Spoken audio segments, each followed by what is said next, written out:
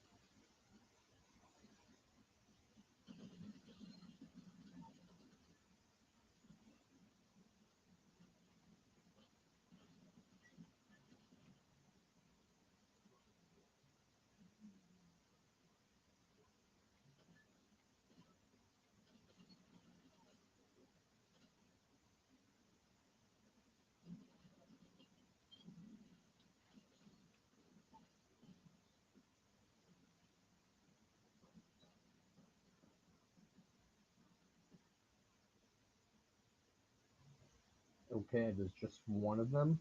If you remain calm, and just shoot them in the body, they will die. I shot you once with a shotty, they're pretty well. You just have to keep calm. It actually do something, Jeff. You cunt.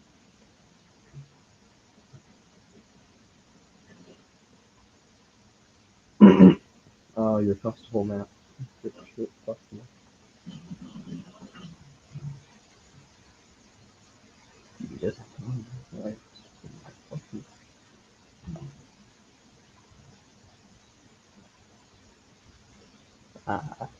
I have the worst teammates in Apex, guys. You don't understand.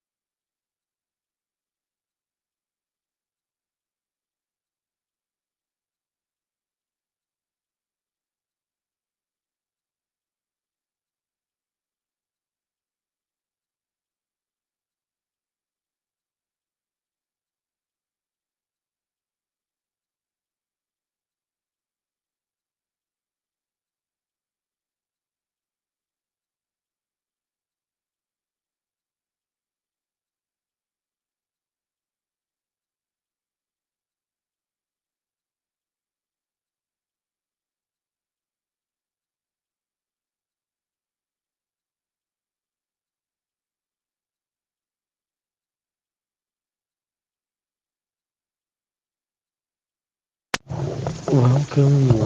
We're doing not much as usual, but classic Q&A. We might watch a video in a moment here. Yeah, we're gonna watch a video.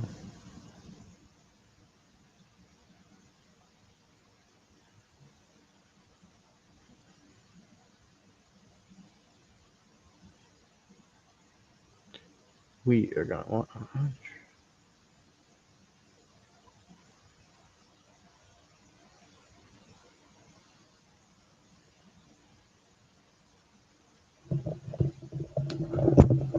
I understand and will proceed.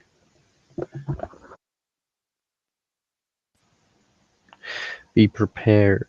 The video may contain less sad boy topics. So be prepared to be sad. I'm kidding. Hey guys, how's it going? Thanks for the new subscribers and stuff. Hope you or appreciate and enjoy the ride as we go through this fun journey of discovering how do we accomplish the right to die? How can this get done? Um, I just want it to get needs out to of be here, on a big y'all. scale, and I think the main thing is that perceptions of reality need to be changed because it's not realistic right now. The perception is that death is an unwanted state, right? So the state of death is a negative when we know that there is no negative or positive in the state of being non existent.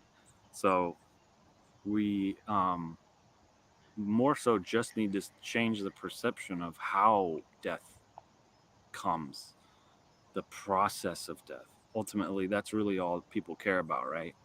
Um, I mean, obviously, there's the fear of hell and the creepy feeling of never existing again is weird. It's But kind of true. when it comes to the right to die, a lot of people are just basically trying to avoid the process of death. They're afraid of the pain of death, even if they're suicide preventionists. They're gonna be like, they don't want to die a horrible death. But they just have too much trust in the medical community to um, provide them peace in their death, and they can do it to a certain degree, certain level. Um, but that only pertains to a very tiny percentage of people that are wanting to die from an ailment. Um, the problem is if we were realistic, the right to die is applying to 98% of people like you and me that are capable to see that it should be deserved for everybody. Every human on earth deserves it. It's a fundamental right when you're born to have because you were imposed life, right? We didn't ask to be here, all that stuff. So like we do have that. We should have that option. That should be like the number one right.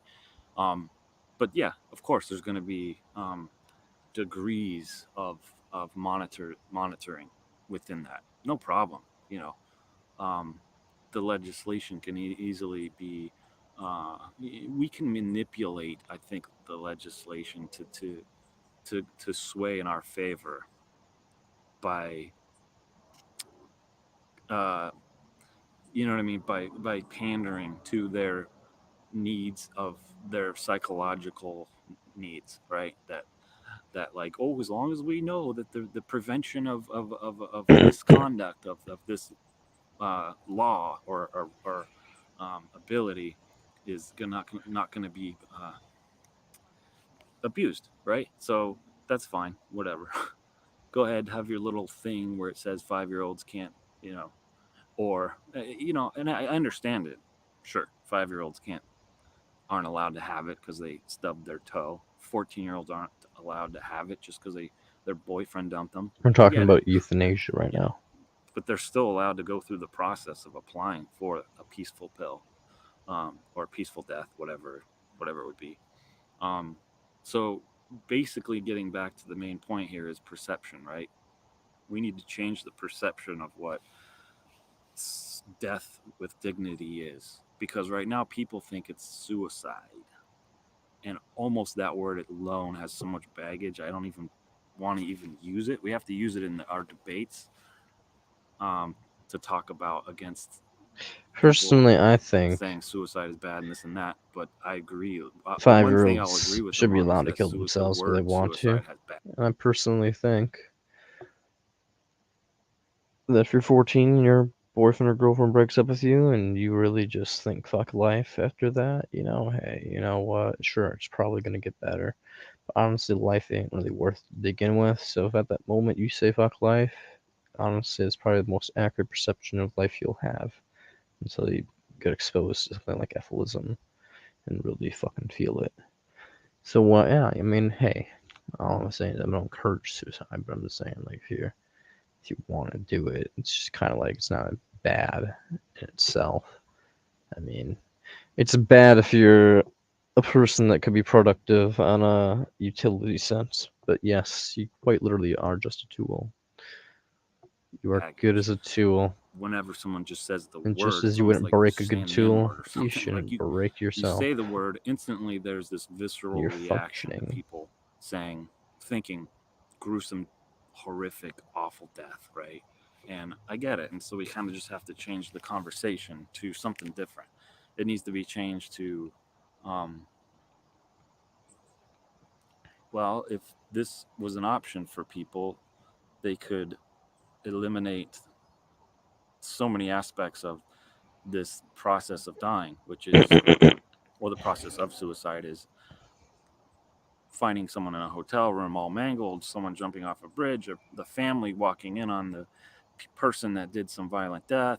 You know, you don't get closure, you don't get to have conversations with them and say goodbye and have some peaceful closure to the living. Well, you'd have peaceful closure to people dying too, but that only lasts a few days or however long they live.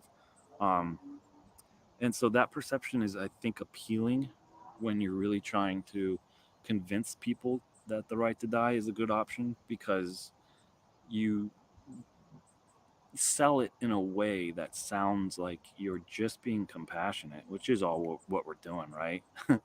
It's really not that hard. It shouldn't have to get this complex, but it is, and they've made it complex due to a lot of pro-lifers that love life, or they just the religion. It could be a religious thing. That's a huge topic we'll get into later, but right now I'm just trying to talk about the perception of suicide and changing the perceptions of what it means to kill yourself, because it's an ugly topic. It's not fun at all.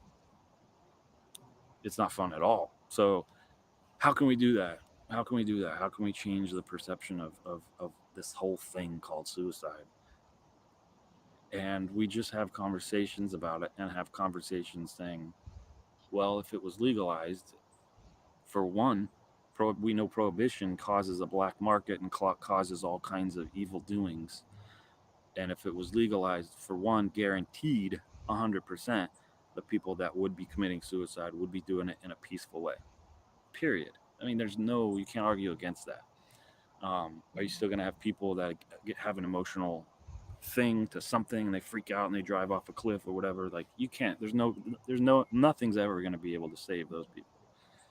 But 99% of these other people are going to be able to be, um, taken well care of. Um, and if they see this, they're going to, I mean, here's the problem is the perception of this thing is already happening, right? Like in Canada, it's legal. In Oregon, in some states, it's legal. Belgium, it's legal. You know, the legalization is there. It's happening. The wheels are in motion. How come society is not seeing that as a positive? You know, there's still this kind of wall in people's perception of what it is. They still aren't enjoying it. They're kind of like, okay, do your death with dignity thing, but leave me out of it. I'm still pro life. Like, I'm still for trying to keep people in life. So why is there this disconnect? I don't know. There needs not to be, because it's been proven already that these peaceful exits are a beautiful thing. When they say bye to their loved ones, they physically hug them. It's not a suicide, a cold suicide note that they have to, hug and kiss and whatever, something, that is just just basic, just on its face, just cold. No matter what the words are, it's still gonna, that person's never gonna get the closure. You see them in their face, at their face, whether you want to be there for their exit or not. You get to hug them and tell them goodbye. It's all a dark thing. I get it. It's all dark, dark, dark, dark, and negative, and negative, and negative. That's what death is, though. That's what we need to change the perception of. Is, hey, death really is never going to be a you know enjoying experience. It's going to be a scary thing, and people gonna hate it. Now you can want to die and enjoy and be happy about the thought that you're gonna finally exit life and you're gonna finally no longer be in pain or Thinking whatever it about is how that's I wouldn't give a making your life flying not good. damn if But it's dying. I wouldn't want my we family can there to also know squeeze that my hand or shit. I'd just be um, like, fuck you guys. I don't know. I want to Forgot what I die was alone. saying. Totally brain fart there. But anyway, Just nothing I I'm care about just bringing up the anymore. question. I don't know the answer, but how do we change the perception of death with dignity and the right to die, um, in a package that's sellable, in a way that shows somebody that, hey, this can be a positive event, and the family gets together, they celebrate their life together, and they say their goodbyes, they get all this closure, and it's sad, yeah, but it's not as tragic as it is when if someone's dying of cancer and you're watching them on their deathbed dying of cancer, saying help me, help me, help me, and you can't help them. That's evil, that's ugly, that's dark, that's real darkness. um, so just having conversations like this, I think, is huge. Just being a part of different movements, whatever it is, your local death with dignity chapter or whatever. There's all kinds of groups you could be part of, but it's sad though that it's a slow moving train that feels like sometimes it hasn't even got off the ground. um, so changing perceptions is the huge thing, and unfortunately it seems like media is um, is a powerful tool to convince others, right? Like the Brittany Maynard story, where she moved to Oregon to take her pill, was like huge. It was a worldwide news event. This girl is killing herself legally. Whoa. um, and things like that are pretty important, to have legalized. So, or to have exposed, to have views. I mean, just think about one story on some nightly news, national newscast about someone dying a peaceful death, and it was a wonderful experience. I mean, that alone, right? Millions of people watch those newscasts. Like, that's all it takes to just maybe get the ball rolling, to get the train, just the wheels just to start to eke forward. How do we get that? I don't know. Um, Danny, the other person, was a friend of mine, wrote a letter, and he's going to uh, post it. It's a really great, beautiful written letter, and stuff like that. It's going to be hopefully things that get the movement further along. But changing perception is key. And I don't know how many conversations you can have to change perception. Honestly, kind of negative about it. I don't know if anything's going to do it. Like in this regard, just talking. I think it's going to be more of some sensational news story about someone that died, using the peace legal option, and people are like, "Whoa, this is like a real thing." The option to like legally get out peacefully, and I don't have to like fucking hang myself. Wow, that's kind of sounds like a good thing. You just have to get the thought started. I think basically people just don't think about it because you don't want to think about that. I mean, people are doing, when you live instantly, you have an interest to stay alive. You instantly want to stay alive. You don't want to leave. And that's only not because you're a pro-lifer. That's more like, I don't want to die, right? You could be, just because I'm here doesn't mean I'm pro-life. It just means I don't want to die. Like, that sounds like hell, and I'm not looking forward to it. Um, so changing perspectives about that is hopefully something that works on people and works for people and does some good changing.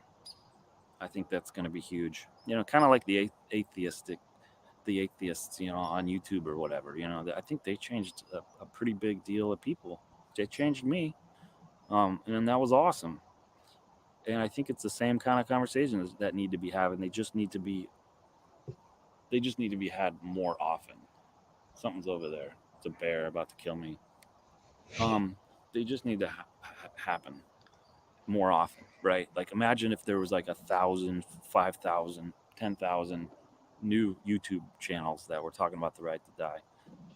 People, it would get spread. People would be like, "Wow, this is like a thing. Ugh. Oh, it's cool and hip," or whatever. Then people follow. Sadly, people follow for those shallow, dumb fuck reasons because the logical fallacy of popularity is a powerful one, right? Like if 90% of society says orange ice popsicles are the best tasting popsicles, no doubt you just instantly agree in your brain. If you're not skeptical, you're instantly kind of like, yeah, orange seems to be a thing. So speaking of dying a peaceful death, I think I should go because I'm pretty sure there's a bear or something right there. So I think I'll opt out early, if you know what I mean. Wink, wink. No, I'll just get out of here because that would be. I mean, stuff like that though. That's a perfect example, right? If there's a bear 30 feet over there doing its thing, I don't want to die that way. It's a prevention. That's a good enough excuse to want to right to die.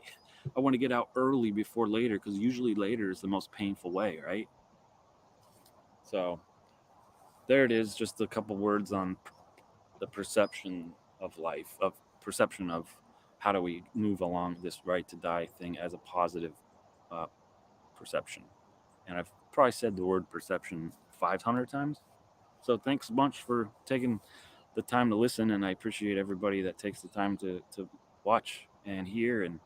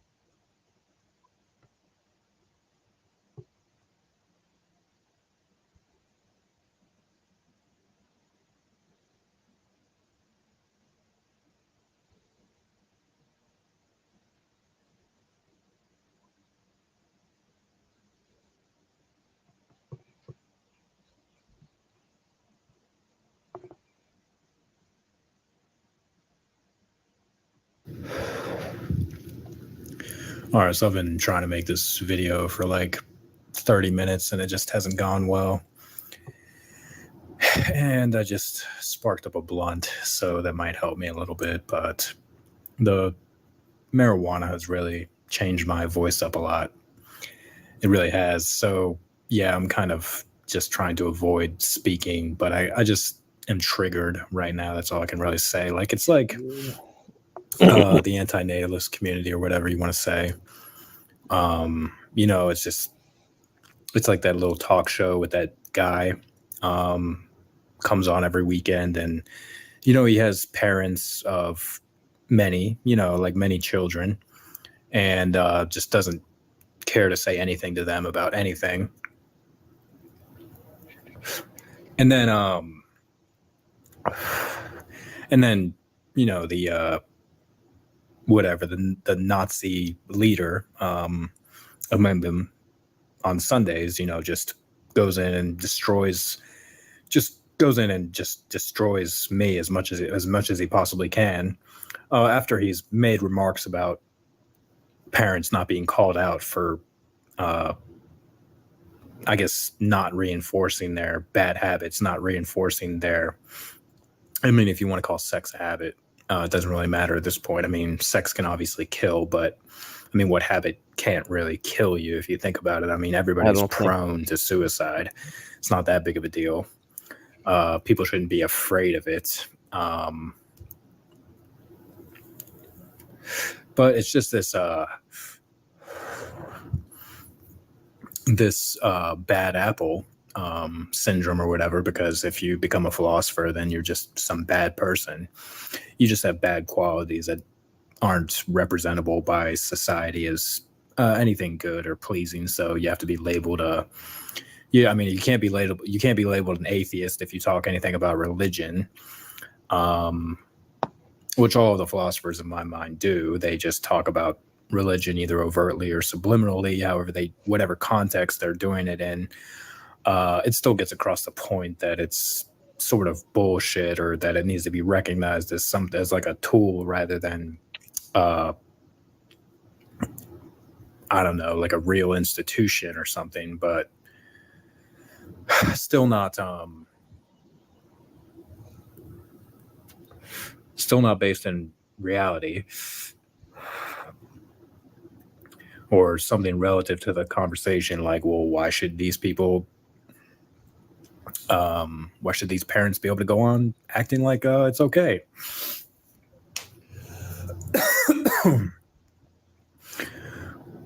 Still wondering why. But that's just never going to matter. I mean, it's just never going to matter to real people. I mean, real people have real concerns about other real people, and usually organizations and group thought doesn't really entail honesty. It just doesn't entail the truth isn't really going to get out. The truth is just going to get rewrote and assembled in different ways, but it's never really going to take a different turn. It's never going to be something that like if I killed myself today or tomorrow, I mean, it wouldn't make any difference in the world what I've said. You could say in some sense will already echo in eternity.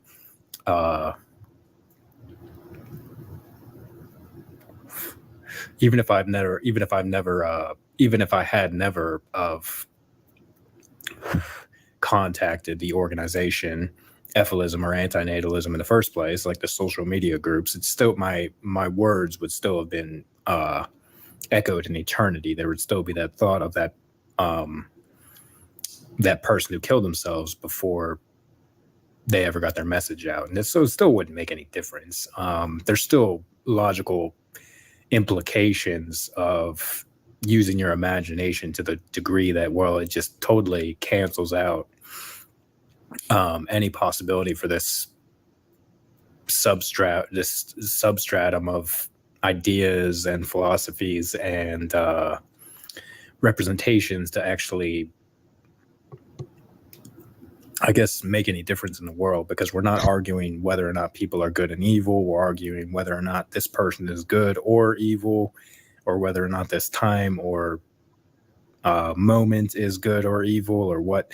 I mean, we're not arguing over a person. We're arguing over principles and ideals. So it just doesn't really make a difference of whether or not we accuse somebody of being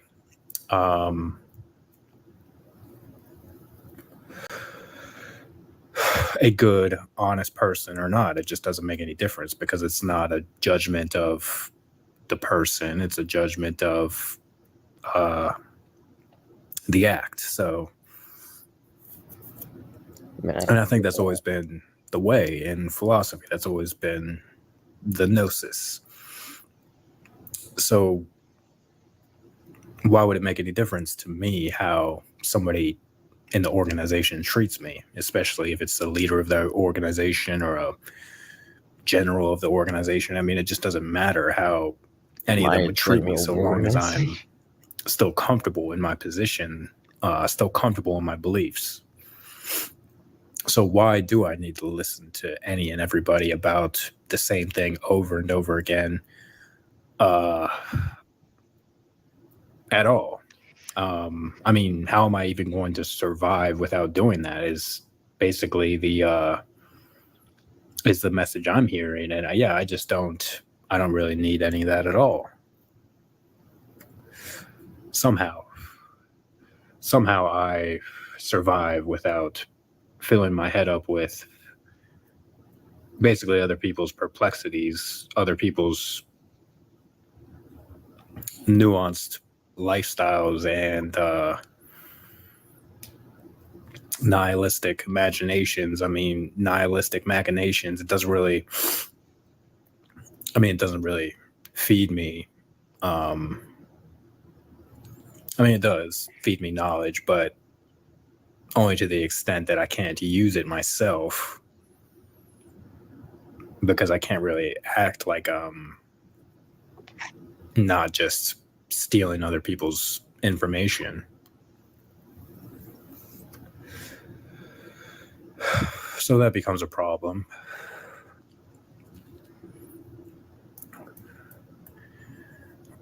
But yeah, I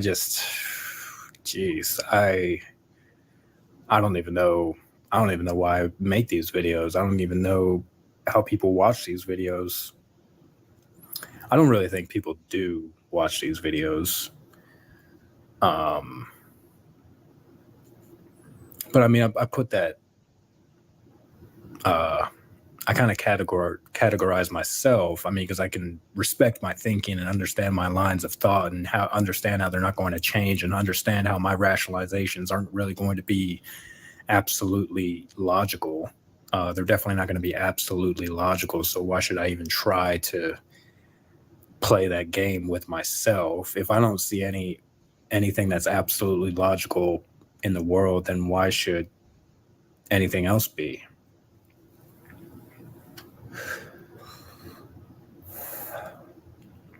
So I just don't need to see it as such. I don't need to see something as 100% bona fide truth. I can just forget about it.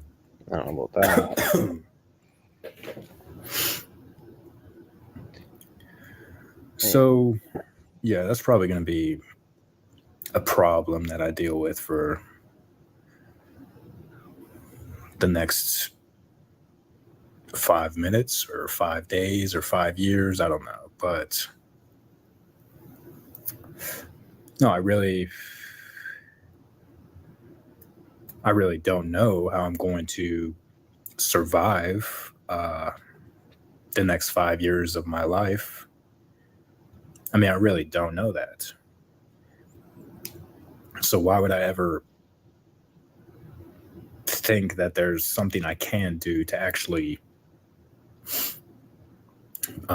make that jump? Like, why would the fight for the future ever be so great? I don't know, that I'd have to commit so much to it, that much to it, to put all my faith in the fact that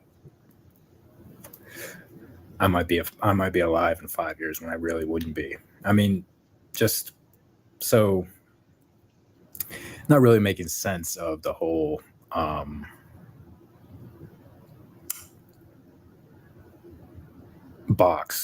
argument box. So I probably just said too much.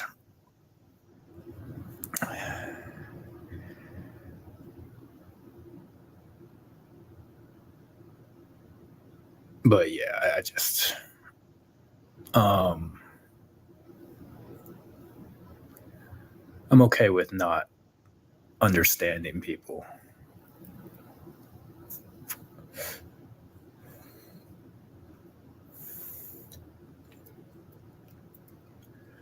But yeah, the internet is crazy. The internet is a bad place. I've never seen anything good about the internet. I've never seen anything good about social media. I never thought that social media could do anything good for the world. Like, there's not a chance that I'd ever think or believe that, or say social media or efilism saved my life, or antinatalism saved my life.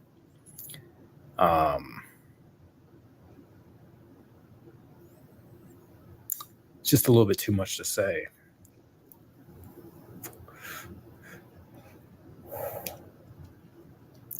Maybe I'm just saying it can't be a religion. So yeah, it's just redundant stuff. I mean, if you live in a world of religion, that's what you live in. I mean, if you can't accept that science is just religion, then I guess you really can't understand much.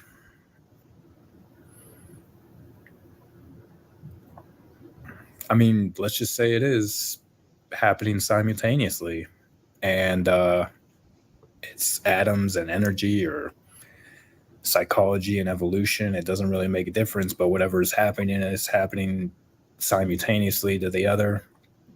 And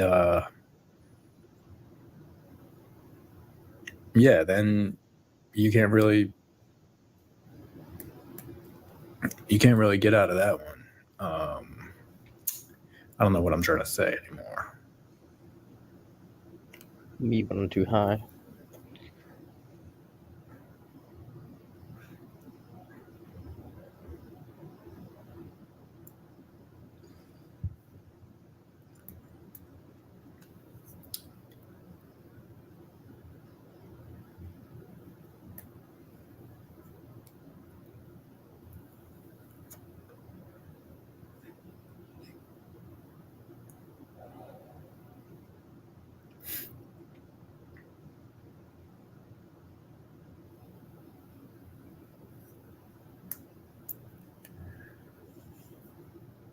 Yeah, I don't know.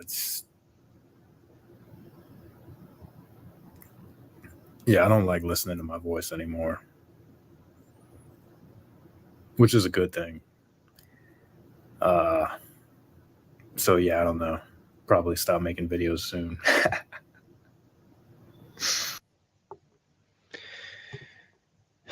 DB, I don't edit my videos, so I don't have to listen to my voice. I just make them.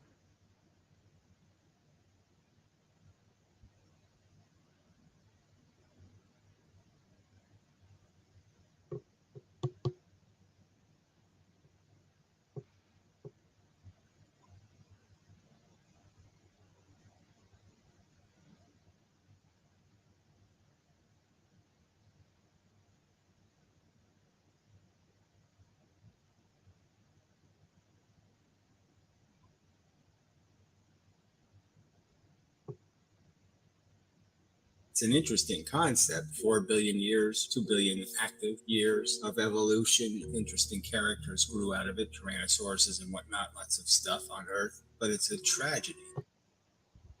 The cruder mechanism is addiction. It's hard to talk somebody out of that perception of their need.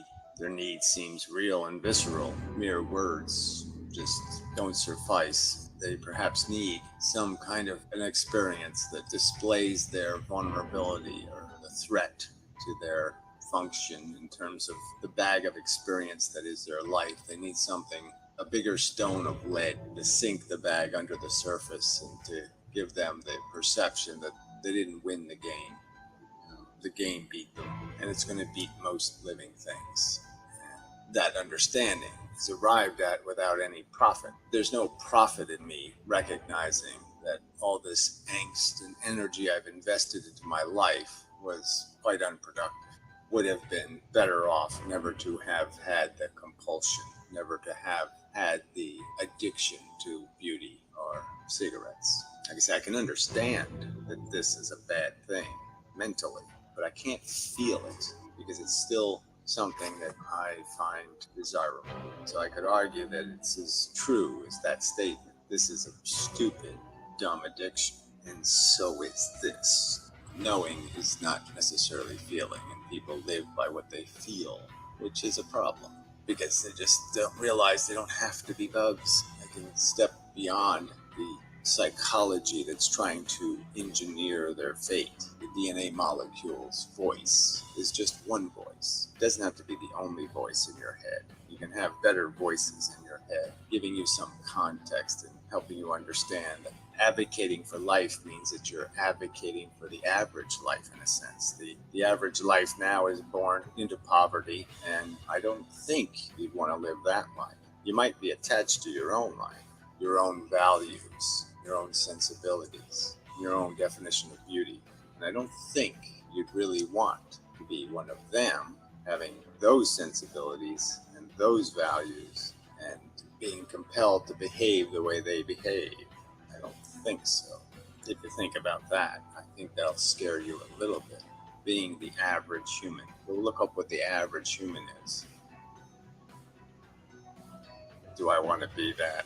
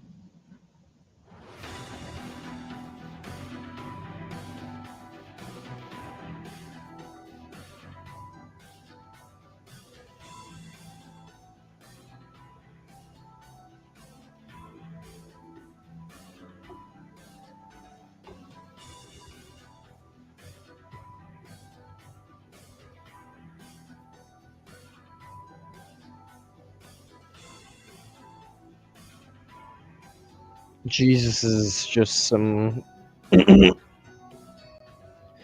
hippie peace-loving activist from the Middle East. That's all he is. He's not God.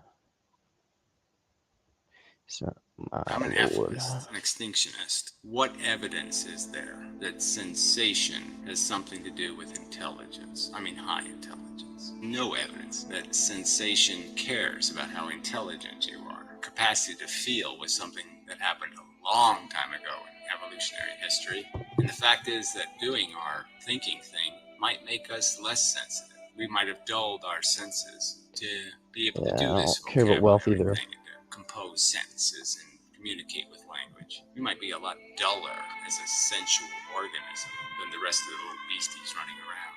There's no evidence otherwise, in my opinion. There's no evidence of any correlation between depth or intensity of sensation and being able to do algebra. Zero.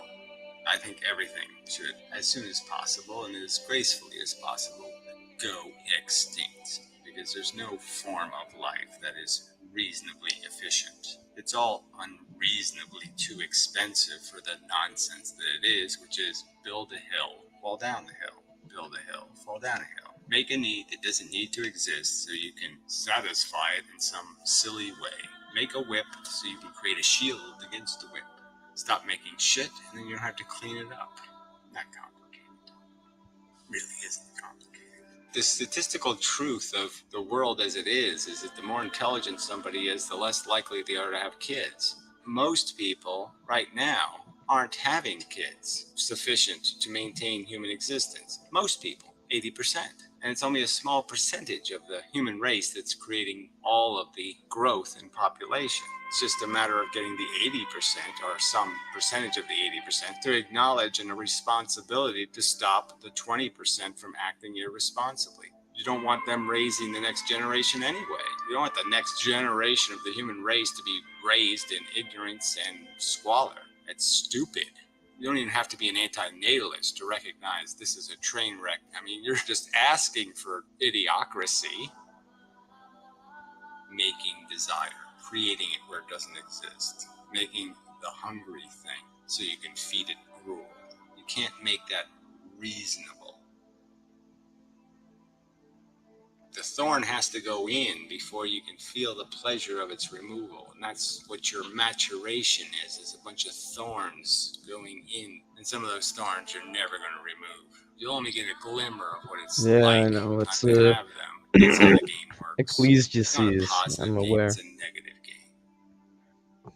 I'm not going to apologize for my passion. Fuck Your that. God's I an think it evil should bother cunt. you, He put frankly. us on this earth to I think if teach your us that brain is separation working from Him properly, you should be is a bothered. slice of hell itself. That hell is true separation from Him, just like without the Holy Spirit. He's cast us away from Him as a form of punishment. All right, so this is into a Philosophy world full of rape and 176. evil. The class is For on your death. God is nothing to worship. My name is Shelley Kagan, and the very first thing I want to... Your God's evil.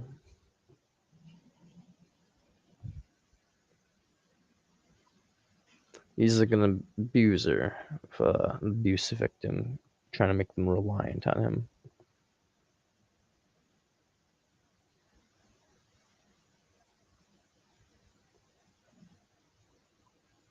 I'm an efilist, an extinctionist. What evidence is there that since Gray video. Yeah, it's good. Gray in the dark. From the gazebo. Yes, very nice. Yeah, so look, the distinction that human beings, okay, so we're unique. We have this vocabulary thing. We can scheme much more elaborate schemes, but that's really all it's about, right? I mean, you can film chimpanzees or monkeys even. Or you could throw food out or something. You can watch all the politics go on. You can watch them try to out-scheme them each other, see who can carry the most stuff and run away with it. And yet human beings are just better at it because they're intelligent. So they're able to store more knowledge. They can know more tricks, more little termite stick tricks, more little tricks to function in their life. But the idea that somehow we're doing something that's, it's a difference in kind almost, where we've transcended that native state of psychology. It's just bullshit. We are a psychology, a mammalian psychology. But the bottom line is that when we're talking about what we are and what we could be or what we can be, we have to have that conversation in the context of what created us. And that's my point. That this has a consequence. Our bastard origin has a consequence. We are built out of nothing. We're built out of consumption and reproduction. That's the blueprint. And there's nothing in the blueprint that says there's anything special in any of that shit.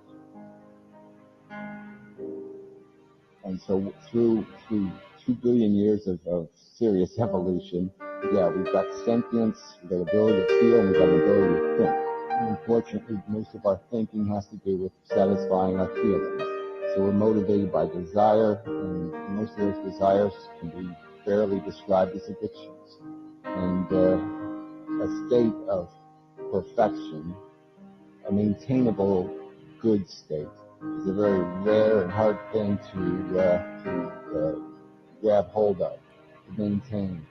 And you're only going to get it for brief moments in an entire existence. And that's a dilemma. That's a problem. It's not just something you can sweep under a rug. It's something you have to deal with as a fundamental brokenness of this construct. You're part of a construct that is not a good construct. It's not a good maze. It's not a good game. It's a badly done game. And, we can talk about what we can make it into if we, have some sort of power to do that. But if we apply practicality to that equation, there's not too much out there. There's very little hope of achieving much in the context of what drives the human race and what it's capable, even with its superlative intelligent organism. It's not very superlative. It dumps oil in the Gulf of Mexico. There's a lot of horrible things. And, it's run by greed and selfishness. These beasts, come on. Superlative what? Superlative assholes is what human beings have become. And do they have any future to be something else? Well, I'm just saying that the writing doesn't appear to be on the wall. This video is going to get a couple of 300 views maybe. And if I did a video farting to the national anthem, I could get 1 million views, right? You know how it works? So we know where the human race is going. It's going into a clay. And all this baby talk is not going to save it in that fate. And, this investment in a game that has, it's not a game. It's not a game, and it's not well designed. And you shouldn't drive this car. It's a menace. And so you keep pretending that you're on a mission, that you're accomplishing something. But that's just all it is. It's pretending. You're pretending your life has a mission. It doesn't have a mission beyond what intelligence can observe. And the intelligence is going to observe its brokenness, flaws, things that need fixing. And that's all intelligence can do. And once it's perfected, then intelligence will be done. They'll bring evidence there. So lying is just not justified. So stop it. The truth is life is stupid. It's a stupid chase. there's no possible way to win. It's a zero-sum game. It only makes sense because, like I've said before, it's because you take something away, then you're going to make something want to get what it's lost. And we just keep chasing what was extracted the day we were injected into this world of deprivation and want and desire. And at best, we'll have a few moments where we think we've captured it again, that we're whole again, we've got all our pieces. And then a few hours will pass and somehow you'll have lost something again, and you'll be on the search again. And it's futile and stupid and redundant, and it comes at a very high price.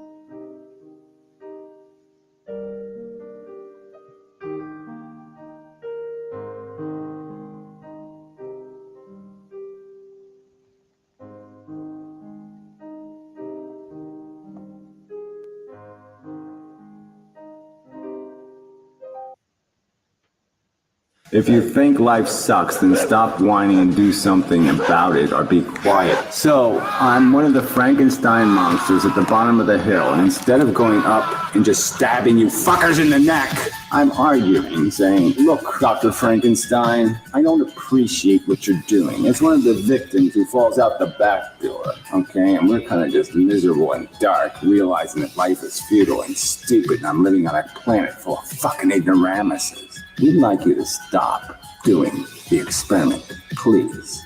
That's what I fucking did. I politely am asking you to stop doing your stupid, reckless, selfish fucking experiment, you fucking cunt. That's what I'm doing. I'm not whining, you shithead. I'm making an argument, you fucking useless sack of shit. And why don't you make a counter argument, fuckwit? How many people have to die in World War III for you to say, that's too much, too expensive. Life is now too fucking expensive. Give me a number, you fucking weasel, or shut the fuck up. Start giving a damn, you stupid, useless piece of shit.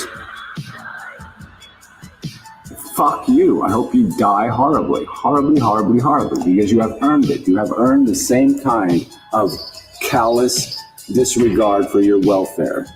I have callous disregard for your welfare. You have earned my callous disregard. I hope the fucking worst comes your fucking way, you fucking piece of shit. I'm just saying, here's a philosophical concept. Make an argument. It's anti-natalism. It's one narrow subject, whether you should condone the continuation of a biological experiment that produces nothing of value. It serves no purpose beyond purpose it creates by making a mess. It makes a mess, it cleans up a little bit of the mess, and then gives itself a fucking trophy and walks away and says, I don't care about all the suffering. Well, fuck you. Fuck you. Fuck you. Fuck you, you useless sack of goddamn shit. I'm just so sick of this crap. Fuck you. I really want Thunderfoot to punch through the window and give Gary a slap. He'd probably break his fucking hand, okay? He's a fucking weak pussy. A fucking goddamn limp pussy. What are the social and economic trends right now, asshole? Overpopulation, resource allocation restrictions. You're gonna run out of power, shithead. The thing's all gonna crash, all right? You owe a ton of money to the rich people who you all love. You're fucking doomed, asshole. And I laugh at it just because the human race, we all deserve to fucking die puking out our eyeballs because of assholes like you, because of fucking shit like you. Fucking goddamn people with brains who talk mush like this. Fucking goddamn putrid, silly goddamn mush. At 7 years old, I could do better than this mush. Fuck you. Fuck you. Fuck you. God, why the fuck do I need this shit from you, you stupid shit? What the fuck good is that opinion? Oh, you talk too aggressively.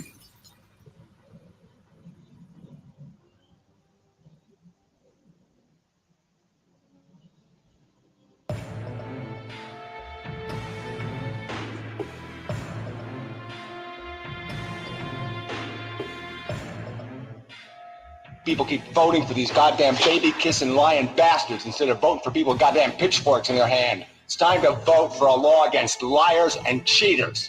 All right? They're running your fucking government. Liars, cheaters, malicious motherfucking weasels. The only way it's going to change is you assholes have to decide that I don't really love liars. But you're all a fucking bunch of liars, right? You're all a bunch of liars and thieves. The whole fucking goddamn world is made out of shitty human beings. That's why we have shitty governments. Don't be deluded. It's not the fucking Masons or the Illuminati or some other fuckers that are ruling the world. It's you fucking goddamn morons, you fucking little weaselly, cheaty bastards who want a crooked world. Because it's the only way you can win a fight. You can only win a fight by cheating. Because you're fucking little low-life, weaselly pieces of fucking goddamn shit. And that's why the whole fucking human race should fucking drop the fuck dead. Because you're a fucking insult to fucking intelligence. You're a goddamn motherfucking insult. Cockroaches have more integrity than the average fucking human being.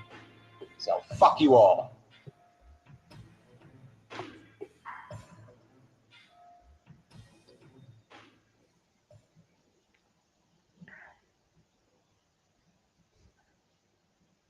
My first words here are convincing and persuading. You gotta persuade people. I have to convince you of something. The whole contrivance of it is just so obvious. We can see the mechanisms. The strongest drives, hunger, sex. They're all about consuming and reproducing to give us incentives to keep placing psychological carrots in front of us and psychological whips behind us to keep us marching through the life game. And it's all just to create this attraction-repulsion mechanism.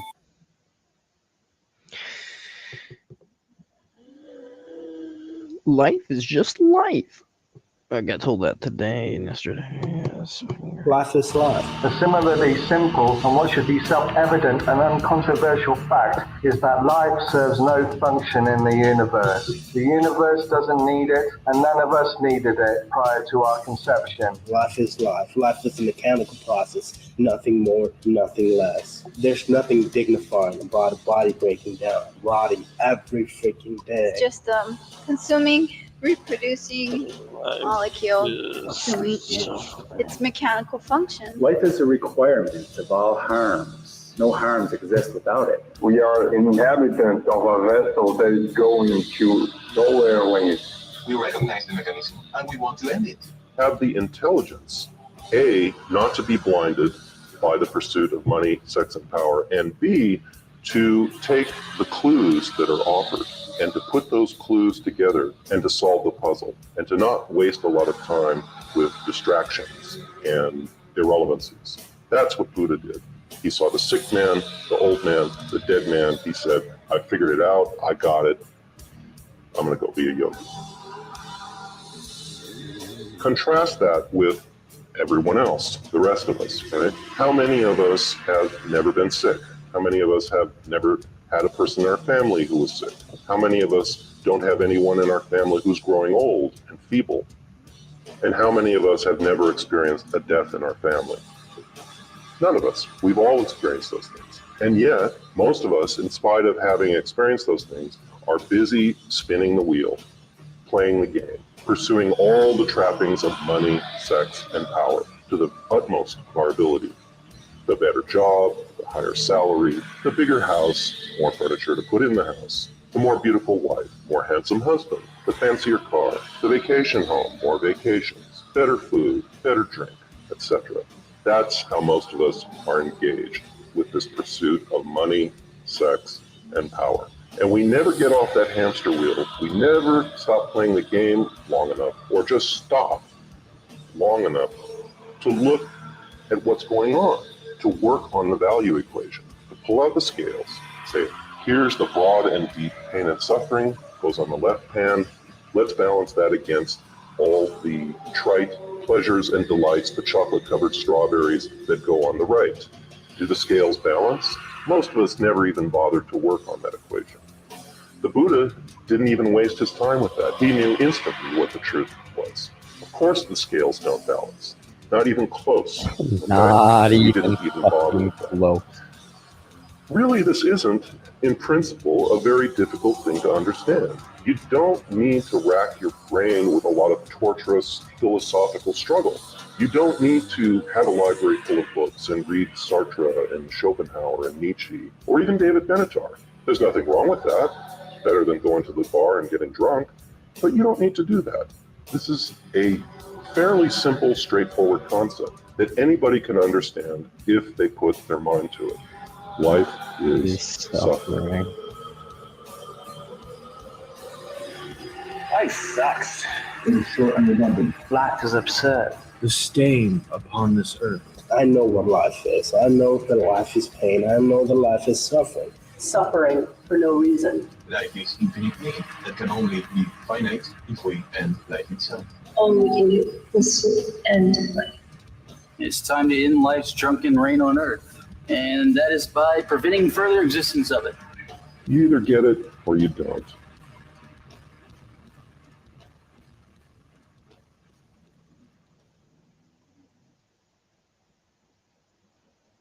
You either get it or you just fucking don't.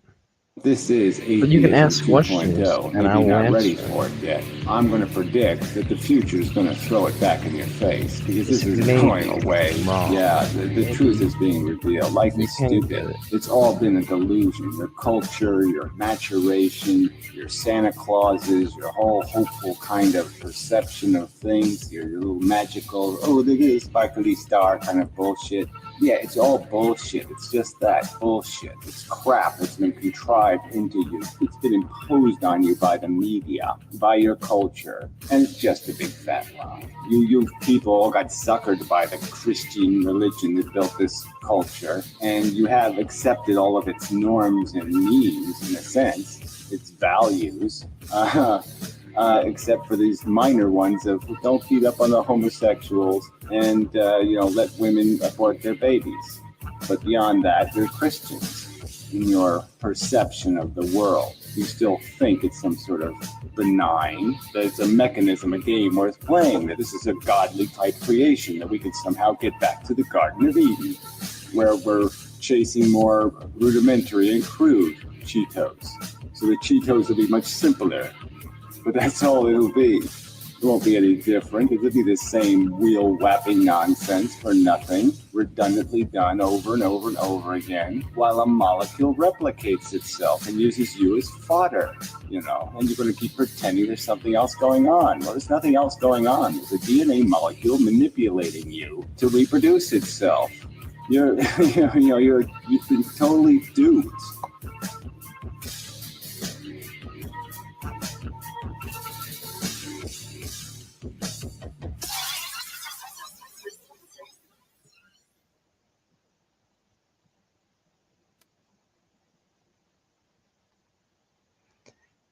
Remember, prevent more No suffering. God saying what the truth is. So you have to compete with my truth. My truth is you suck. You're just a selfish little consuming monster that is injected into the world and set loose on it. Unless you grow a brain, you're capable of lots of damage, causing lots of harm with your desire to acquire. That's the definition of our reality. That's the definition of the force of evolution, is to make machines that consume and reproduce and cannibalize. And they're going to do it through a desire to acquire, an addiction force. Yeah, that's the force. Addiction. A pointless and senseless need to have. Not because it needs to be had, but because you can't be comfortable unless you have it. And the simple solution is to say, don't create the problem. But atheists don't like that solution. They don't like that as the answer. That's the conclusion from evolution, is that it's just a big waste engine, that you're not accomplishing anything, that you're all just a bunch of maggots swimming in a bunch of diseased and rotting corpsey flesh that you call your earth. Get real. Life is stupid as stupid can be. You're just addicted little stinking dirty maggots. The whole game is crap because it was built by a crap engine. Life is just, it's consumption, reproduction for no good reason, for the sake of reproduction. Cannibalism, which means on an island planet, that's right, it eats its own ancestors, it eats its own parents, it eats its own kind, it eats things of its own value. And addiction, it's motivated by a feeling mechanism that creates intense motivation for it to keep digging in the humus. But the game is that as atheists, you are conceding there is a rational reality to be discerned. And the rational reality is that you don't have to be a fucking bug. It might be a bug planet, but you don't have to be a bug. You don't have to think like a bug. You don't have to feel like a bug. So yeah, control your lizard, control your ape, be an intellectual, and recognize in some sort of solemn humility that being atheist comes with the burden of understanding. It comes with the burden of a higher moral doctrine than the babble of the Bible. Yeah, you're obligated to give a shit about what it all adds up to. And what it all adds up to is a stupid game played for no purpose that just eats pieces. It just eats pawns and bishops and kings and queens. It just eats them and eats them and eats them. And the game keeps getting played because no one says stop. Partly because the religious nuts won't let anybody say it, but I certainly don't see the non-religious doing anything to say this is part of being an atheist. Part of being an atheist is just recognizing there's no rational good story here. It's all a bad story. It's all just a fucking mess. In the difficult and important case, such as antinatalism, our reflexes are most often inadequate. Thus, listeners should temper such knee-jerk reactions towards the messenger and instead independently consider the validity of the message itself. All we're doing is we're delaying our inevitable extinction and creating more people who will suffer and die in the future. I don't find this whole human enterprise of trying to stretch out this pointless and futile and absurd human endeavor, just delaying the inevitable, honorable or purposeful at all. It's an abomination, and I don't appreciate being brought into this world by people such as yourself who take no accountability for their reckless procreative decisions. I've been extremely disturbed about how much pain, suffering and death has occurred on this planet for the last, 2 billion years? It seems strange that you're disturbed about a little bit of antinatalism that's become accessible on the internet. Doobie, though.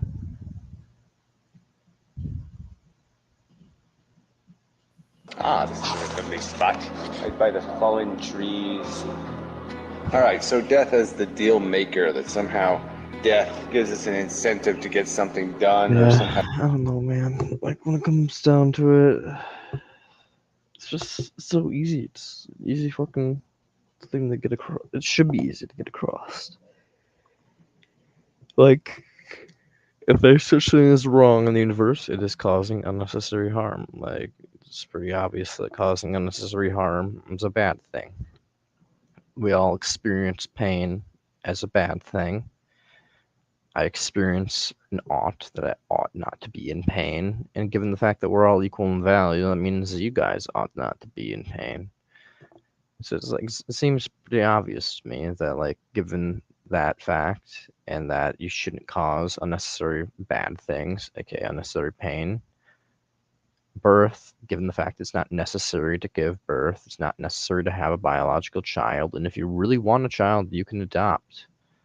Given these simple facts, that life also contains harm, and it's not necessary to have a child, and we've just established it's wrong to cause unnecessary harm, you just probably shouldn't have a biological child. There are other options available that actually lessen harm in the world.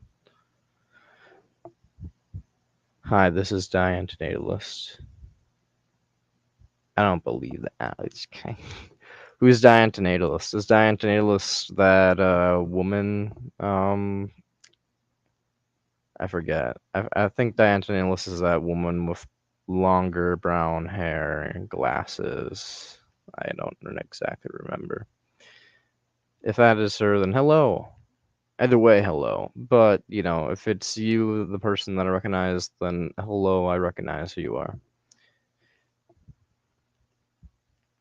Yep, okay, cool.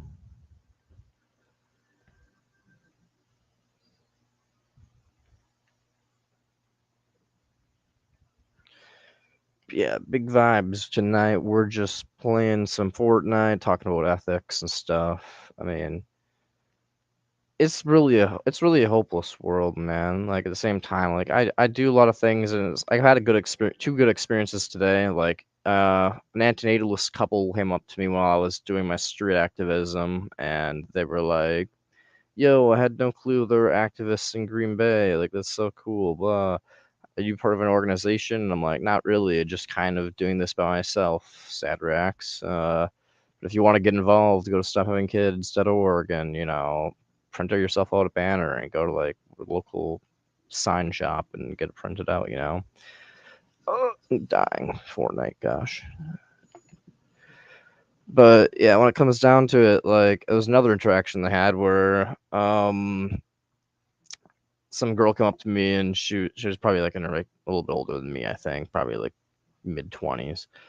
But she basically was just like, "Yo, what are you doing out here?" And I was kind of like a little wary, like, "Oh shit, is this gonna be one of those Christians or something?" Like, but no, because she looked kind of like teary-eyed, so I was like, "Oh no, she's like probably thinks I'm like gonna go to hell or something." She's like all sad about how like depressive I am.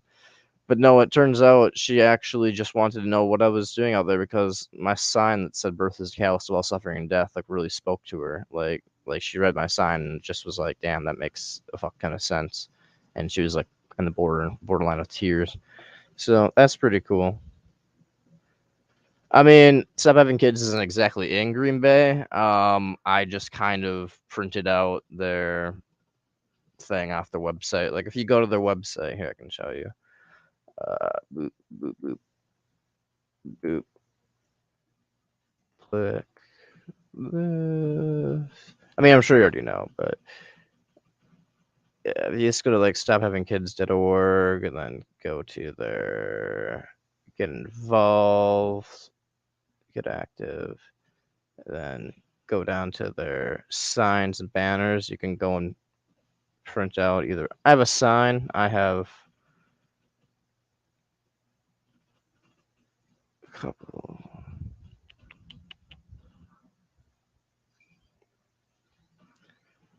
But there's a lot of different signs you can have. Mine is one of them is "Birth is catalyst of all suffering and death," wherever that is on here. And I also have "Abortion is an act of love." So, and I just printed out a banner actually. So, well, I'm going to get it printed out. It's in the makings right now, so it'll print it out in like a couple of days. But I'm getting a "Stop Having Kids" banner printed out. So, but if you want to get involved, you don't have to be like officially part of the organization or anything. Like I have like an account, I think, technically speaking, but I don't know. I have an account, yeah, because I donate like $1.50 a month or something like that to Stop Having Kids.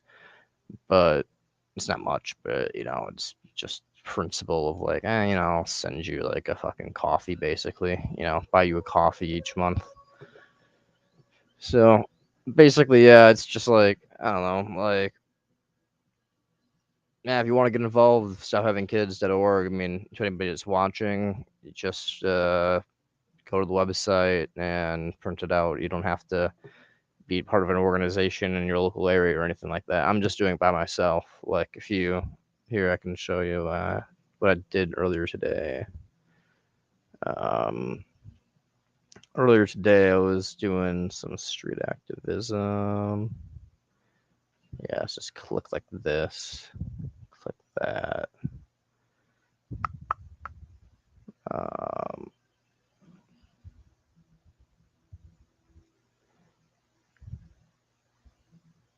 No, look how angry I look. Just pissed. No, but okay, let's see if I can find the people. Oh, it's me just fucking look at how long I was sleeping for, guys. I fucking slept in it. I wonder if my cat's in my chest in here. No, you can't see him. I think, dude, I fucking like fell asleep in the live stream earlier today. That was funny.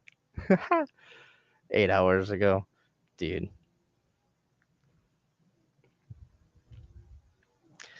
Okay, let's see. Maybe.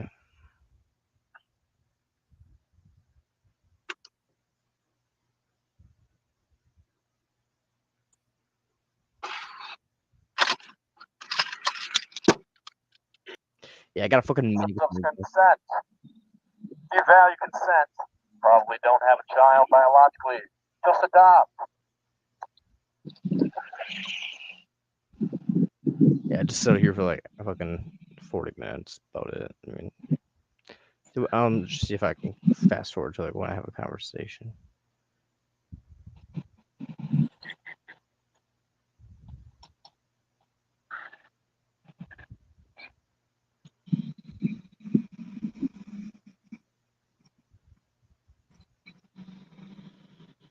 Do I have a conversation in this one?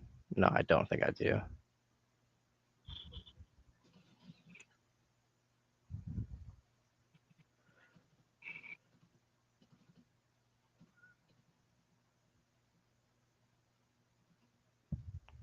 Maybe I did do the activism in this one. Maybe it was like right away in the very beginning.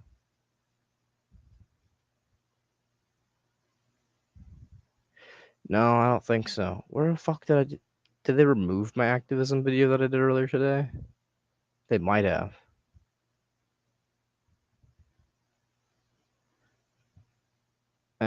Maybe I'll load yesterday's video. I know yesterday I had some conversations.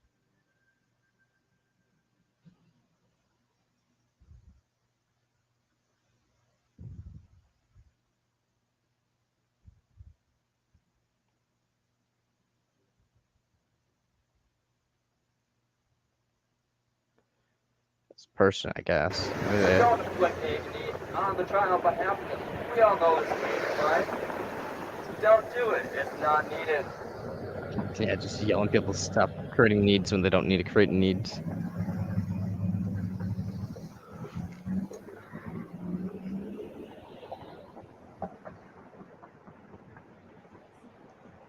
Abortion is an act of love. Woo! I'll go to the battle. You know, this is ever. I said fruitless as ever, but you know. Exactly. That's a pro-lifer that I'm counter-protesting.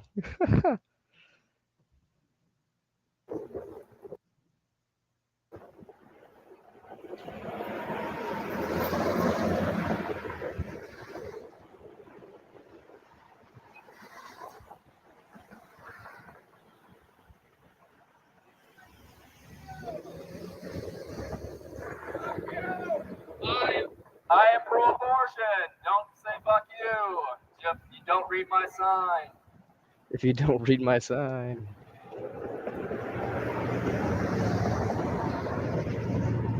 The car was driving the wrong way, so there's no way he was reading my sign. So he just said "fuck you," assuming that was one of the other people. Another. Do not have a child. It is a slow execution. Drawn out, sure, but an execution nonetheless. She was teary-eyed because she related to the sign "Birth is catalyst while suffering death." Like she'd never heard someone with that position before. Like basically just like openly just saying like life is fucking suffering. Like all the reason you're suffering is because you're born, basically. And she apparently like really like the message really spoke to her, and so she was getting all emotional. So it was pretty cool.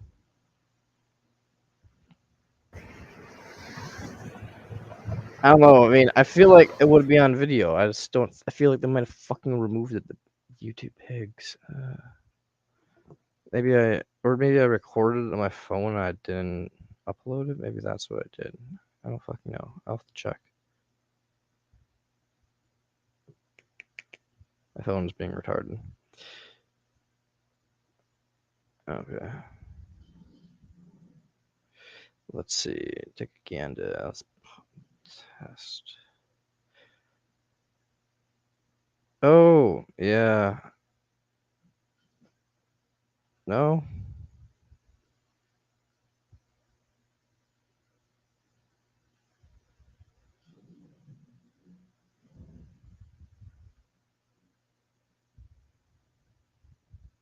I don't know. It should be in the live unless they fucking removed it, but there's no reason for them to have removed it. 11 hours ago would be... No, it might be this one. It has to be this one. Back at it again. Back at it again. Just...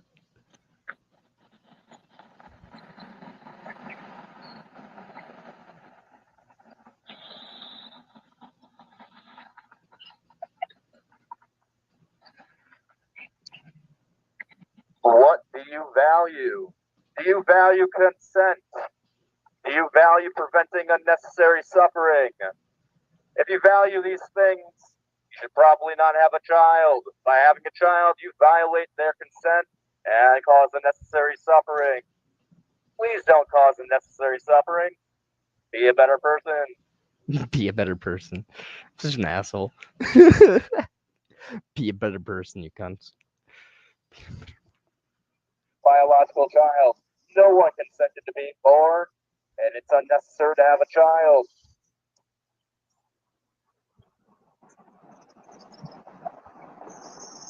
I think someone comes up to me right about here.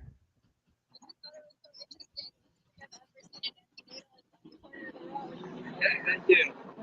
Yeah, I do like some protesting over there with pro-lifers, and I do it over here whenever I kind of feel like it. So. Yeah, you can't really hear him very well. Well, You can hear me, I guess guess. But content natalism a couple years ago. Activism, I didn't really get into until this year. I guess it kind of motivated me to get out in this world. I'll be going out like, yeah, I'll get to that like a week or something like that. So yeah, it's like, yeah, it's just like, you can get yeah, you can't really hear them, but they're both antinatalists. So these two people are both antinatalists right here. And I gave him my business card. Take care.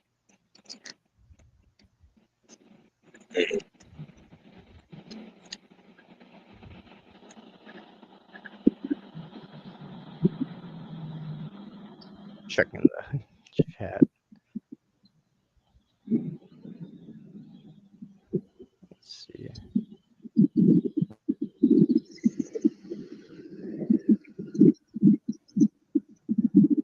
Oh yeah, this fucker. I mean, I think that some choices are bad. This motherfucker.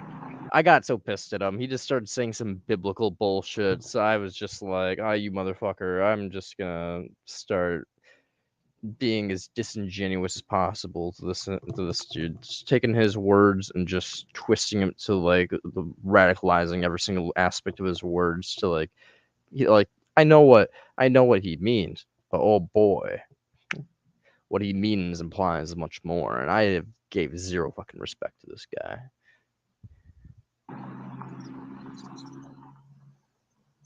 It's fucking bullshit. Oh, you need suffering to understand good things. Oh yeah, sure thing. So if I just like, so what? The more you suffer, the more you understand the good. So if I just like stab a knife into my leg, I'm gonna understand the spectrum of goodness more because I've understood the spectrum of pain more. Yeah, fuck you. I don't need pain to understand good. One, good doesn't really, pleasure doesn't really exist. I mean, it might exist, but I don't fucking think it exists. But when it comes down to, even if it did exist, you don't fucking need to suffer in order to feel pleasure. That's just fucking. And if he did, that's just something fucked up with life. Like that's not an excuse for life to be a good thing. It's like, okay, yeah, if you need to suffer in order to feel pleasure, it's I just just fucked up. believe it's unnecessary to cause harm. You know, it's just like no one needs to have a child, and all life contains harm. I have a business card. I That's think why that some it just choices says like are some bad. resources, books, and stuff. I mean, if you choose to rape someone, I think we should have laws against that. Those are appropriate. Right? Yeah, and having a child. I mean, I face funds in my life. It's guaranteed to face funds in my life. So that's just what like this. That's just learning, right? You learn about life as you go. You can't have good without bad. Joe said that, right? Can't the good without the bad. man thinks that we all need to suffer in order to have good things. If you stab yourself in the leg right now, do you think you're just going to feel a little better in the afternoon? You can't have the good without the bad. Just stab yourself a little bit and you'll feel better. You need to. He'll feel better. I'm an asshole. I'm such an asshole. I mean, it's technically what he's saying. Literally, he's just like, if you if you stab yourself after you heal, you will feel better because you'll understand the spectrum of feeling more. He's saying you need to feel suffering in order to feel pleasure. So, if you heighten your sense of suffering, it should also, in turn, heighten your sense of pleasure. So, it shouldn't, if it's such a great exchange to suffer for this pleasure thing, why doesn't this fucker just stab himself? Why doesn't he start torturing himself? Why doesn't he start torturing the ones that he loves? I mean, shouldn't he, if he cares about this pleasure exchange of suffering so much, wouldn't he want to heighten their experience, their range of pleasure? I mean, you need the contrast, don't you? He's such a fucking prick. He's such a lying, glib fucking prick. Right? That are hand in hand. Yeah, well, you're just gonna have all good in your life. So, all right, you're gonna have just all good in your life. How would you know that it's good to have all good in your life? That's that. Yeah, you're not gonna have all good in your life. That's not feasible. He's fucking laughing into space. You can't actually hear what he's saying, but let's listen to Walk Off. Need to suffer. I just start fucking mocking him as he walks away because I'm an asshole. A new Funko? Fuck yeah.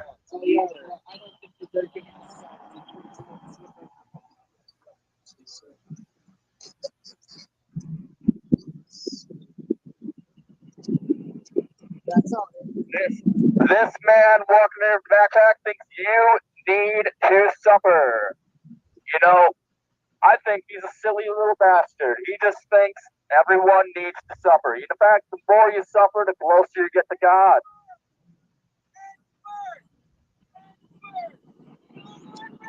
Hell yeah, end suffering. Suffering is bad, y'all. Fuck yeah, I agree. Thank you.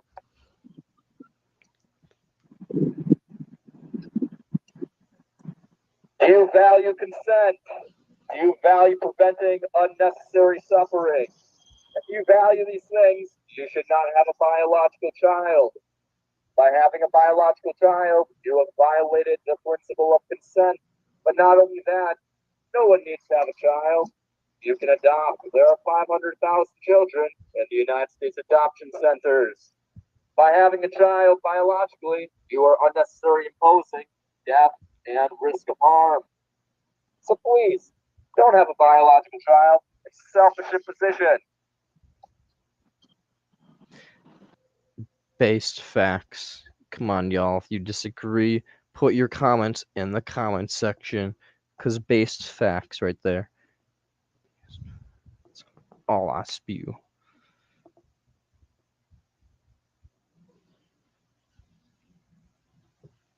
I wonder if I can find the person that yells "Go to hell." It's probably somewhere around here. Do you value consent? Do you value preventing unnecessary harm? It's a good slogan. I'm sorry. I mean, I just repeated like a bunch. Every wave of cars, basically repeat that. The other thing that I said before was just like, what is the definition of murder? Taking another sentient being's. What do I say? I say imposing death on another being. That's what I usually say. Because I mean, technically, you are in a way taking their life, but you're giving them life and then taking life. I mean, at the same time. So it's like, but I think the actual definition of murder is imposing death. I mean, let's just look it up. The definition of murder.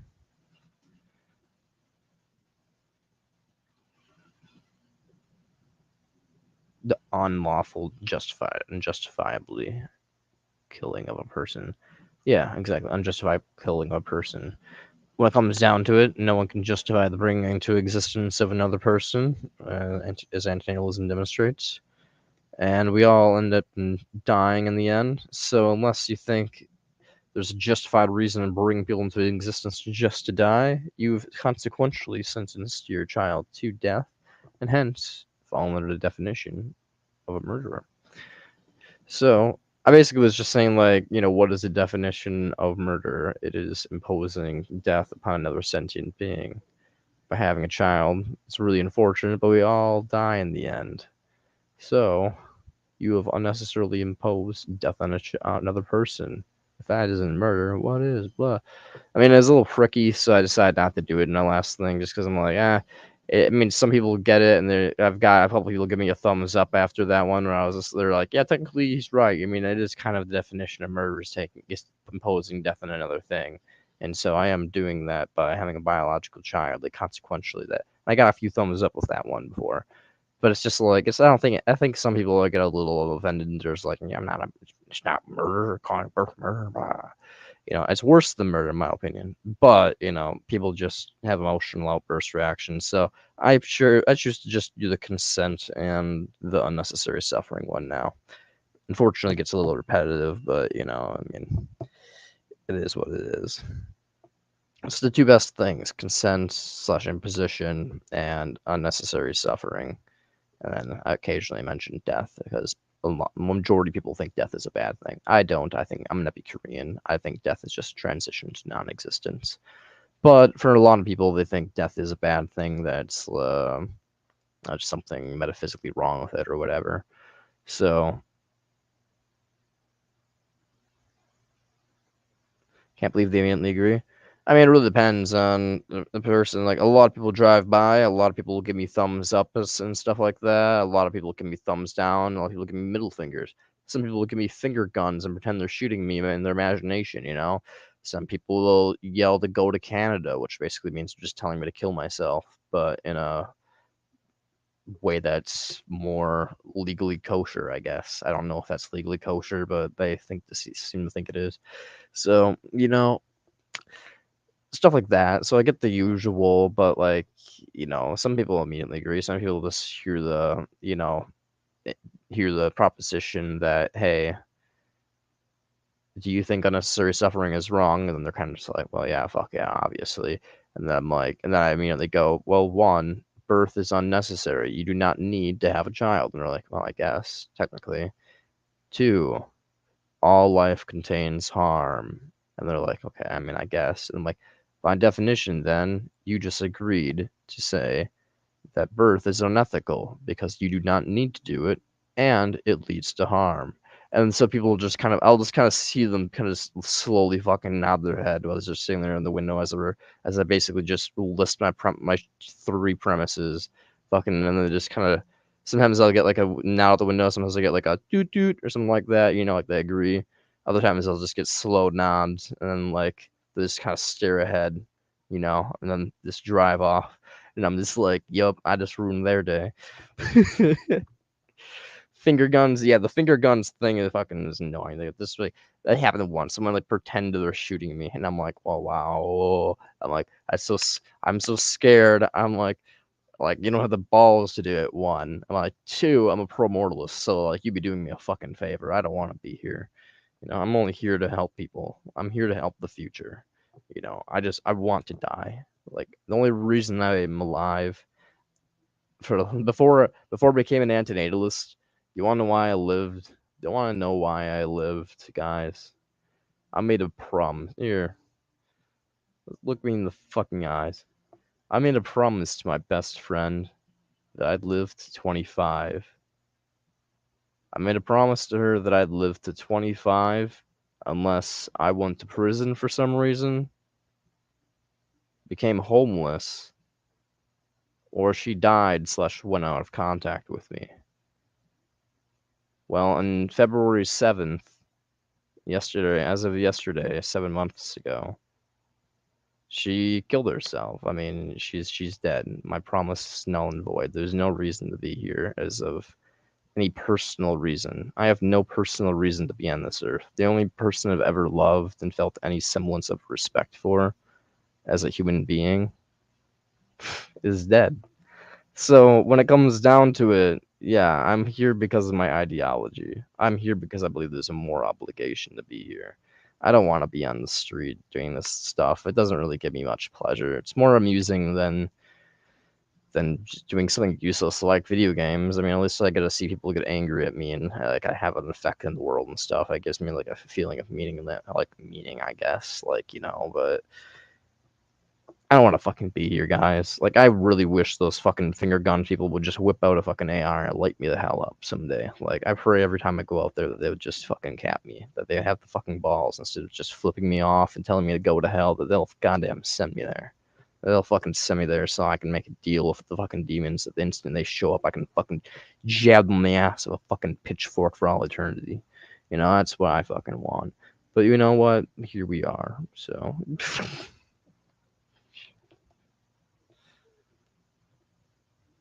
But yeah.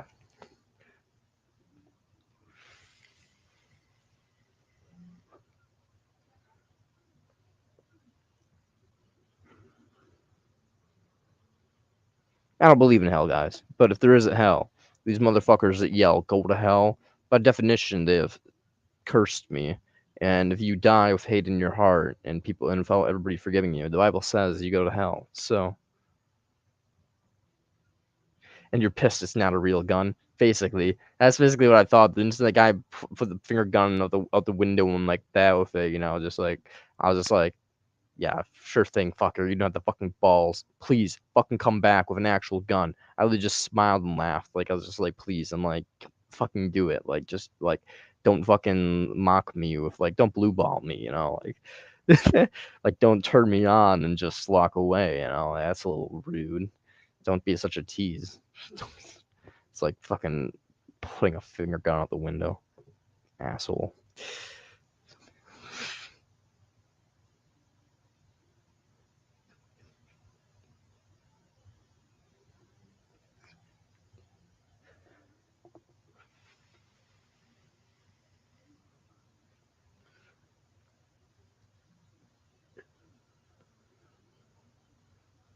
It's like these people have the gall to tell me like, if you don't want to be here, just kill yourself. One, what is that going to accomplish? My thing is, I want to prevent net suffering. They know I want to prevent net suffering. That's what I'm yelling. I want to prevent unnecessary suffering. They're just like, why don't you kill yourself then if you hate the world so much? I'm like, it's not that I hate the world. I hate the suffering that the world happens. If the world was just full of trees, if the world was full of just happy things that never felt any semblance of pain, then what do you say about video games? I mean, I like video games. They just kind of are, I don't know, useless. They're just kind of like need gratification, like senseless coping mechanisms. So I'm literally playing a video game as I live stream here. So it's like I acknowledge that it is like a useless coping mechanism, but it's a strong and fun one. It gives you something to do and makes people have jobs, and those people have fun making their video games, and you have fun playing their video games, and expresses creativity and like expression of like emotions and story, and can give lessons of life. Like Nier Automata is like a very beautiful game that expresses like an anti-war message that's like about determinism and like how government structures like kind of like hide like deep incentives and stuff like that. So like there's like really like dope video games of like really dope meanings that like are really like if you play them, it's one just a really fun experience that's like really cool mix, like has like really deep graphics and stuff. Like it's just really like awesome to play. But two, they have like really deep meaning sometimes, and it's like okay, that expressed something in a medium that's really awesome. Like that allowed me to like feel for a fictional character in a way that allowed to me to like empathize with them in a situation that like expressed the value of such a situation in the world. There's like a negative value to such a thing that needs to be taken care of, you know. So it's like there's like certain like video games I have like massive respect for, like The Last of Us, like showing like the bond between like, you know, family and stuff like that. Like I don't actually have a bond with my family much at all. I don't really care for family bonds, but the game really showed like how like the paternal instincts are very strong. How like even if it's not your son or daughter, like they can, if they need a father figure or whatever, and you need a son or daughter figure, like the bond can form in like a beautiful way and whatever. how it's so strong, it can basically just like rip apart. Like it basically, The Last of Us is like beautiful in a weird way. I don't agree with the message of what Joel did, because Joel basically murdered like a ton of people just to save his daughter, like Ellie basically.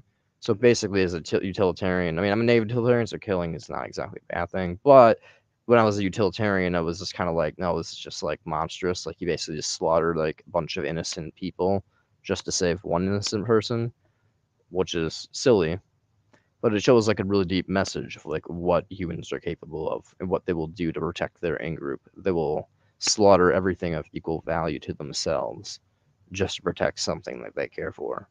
And it just goes to show that like video games can show deep messages of like the human nature and like what people go through.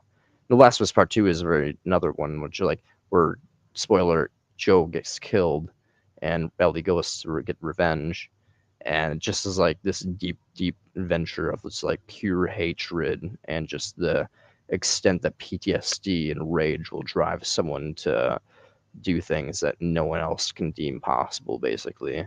Like, they will throw everything away for rage. They will toss all semblance of happiness away for anger. And I understand that feeling. I understand that. I would rather be playing video games. I'd rather be hanging out with friends. I'd rather be getting high and drunk and fucking bitches. I'd rather be doing all these things, you know. I'd rather just be sleeping. But no, I do activism all day. I sit here, be stressed. I see people flip me off. I see the meaninglessness of just people driving by and not looking. So it's like, I understand the value of rage, the motivating factor of revenge for the fucking world. So yeah, like, these video games, they have deep messages that if you play them and you can connect the dots, you can understand like there's deeper meanings in them than just like revenge good or something. And there can be like deep biological understanding as like how biology motivates us, how love and hate work in us. So why were you a utilitarian? Well, I'm still a negative utilitarian, some utilitarian of sorts. But I mean, before I understood negative utility, I mean, it just made sense to me. Like, I basically was like I was a Christian, and I was born and raised Christian. And then once I stopped being Christian, I was kind of like, what is valuable? Nothing. I became extremely. I mean, I was always psychopathic, and ever since I was a little kid, I've been very psychopathic. But once I stopped believing in God, like, I stopped believing in value altogether. So I basically was just like, everything's social contract. Uh, what humans do is just what's best for society. So I was basically a humanist in terms. I was a societyist, basically. I basically was all about social contract, you know, and maximizing the productivity of social contract. Because that's all I could believe as a psychopath, basically, is just like, we're agreeing not to murder each other because, you know, I mean, obviously we don't want to get killed. So, I mean, I was just kind of like, well, everything's social contract. Let's find a way to maximize social contract. So, contract value. So I became like very into politics. I became like a social democrat. I'm very into like left leaning politics. You know, like very about disregarding the self, you know, just maximizing whatever's good for society. And utilitarianism obviously does that the best. Utilitarianism is all about disregarding the self, disregarding your family, your in group, and just maximizing what is best for society, you know, utility, pleasure, and minimizing pain. And then slowly I became more and more aware of like the more other like nuances of ethics of like that kind of disregards animals. Society has nothing to do with animals, and that ethics is more complex than that. Like, social contract disregards animals, but clearly they have value too. They feel things like we do, so it has to be more complex. And after I took psychedelics, I pretty much just like gained this extraordinarily deep level of empathy. Like, not really, but like I did. Like, I didn't I gained like I have like extreme I had like all the need I have the brain that has like the ability to have like extreme cognitive empathy. I don't have very good effective empathy. I cannot feel what you feel very well. So if I watched you like your grandma dies or something like that and you're going through massive sadness, I'm not going to feel sad for you. I will not feel sad whatsoever, basically. But ever since I've taken psychedelics, like the ability to just understand exactly what you're going through and like the height of what like emotions are and like just like basically understanding like how my actions affect other people and how their actions affect other people and myself, like that kind of just went like exploded in my brain after I took psychedelics, and I began to kind of realize that like there seems to be, and I began to like really be concerned about like one, my own experience, because before I said like I didn't really care about my own experience at all, I just cared about the social, like maximizing society. So, but like after had like a really horrible trip on psychedelics, like everything just exploded. I started fearing, like I felt fear like for the first time in my life, like true fear of death and true fear of like of suffering and how like my death might affect other people and stuff of that nature. So I basically just like felt empathy, like effective empathy for the first time in my life when I was like 19. And I began to think that there has to be like some value in experience. Like there's something about the nature of being conscious that has like a direct value in it.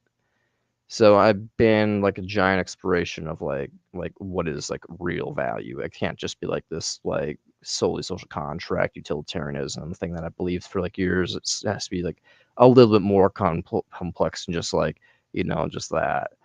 So I began to like get really deep into animal ethics and understanding that, and I didn't go vegan until this year. As I said, I'm a psychopath basically, so I understood ethics, and I really wanted to understand ethics more, but I couldn't like motivate myself to really care for like the longest portion of time. Um, but yeah, eventually I motivated myself to go vegan as of December 10th of 2022 after my friend Shamira kind of called me out on critiquing everybody all the time for having children. Because I'm like, I critique all people all the time for causing unnecessary suffering for having children. Like, it's the catalyst of all suffering. It's the maximum amount of suffering you can inflict in the world is by having a child or bringing something into existence, of equal value to a child, like an animal or whatever. So it's just kind of like me calling out that all the time kind of annoyed her because she was vegan. She's like, "You're not vegan, so you're causing unnecessary suffering and by supply and demand, bring things into existence." And when she called me out on that, like someone that I respected, my best friend, the one that's dead now. I mean, I basically just had to go vegan at that point. So like that kind of like put the nail in the coffin of like me going vegan, and then I mean, that's kind of like the side tangent, not really negative utilitarianism, but like, yeah, like I became a negative utilitarian once I got like exposed to veganism, and once I got exposed to veganism, I got exposed to David Benatar. Once I got exposed to David Benatar, I discovered antinatalism. By discovering antinatalism, in turn, I discovered amendum, and by discovering amendum, I discovered the concepts of like Magnus Vinding and like suffering-focused ethics, and just like in general that what amendum subscribes to is a concept called negative utilitarianism.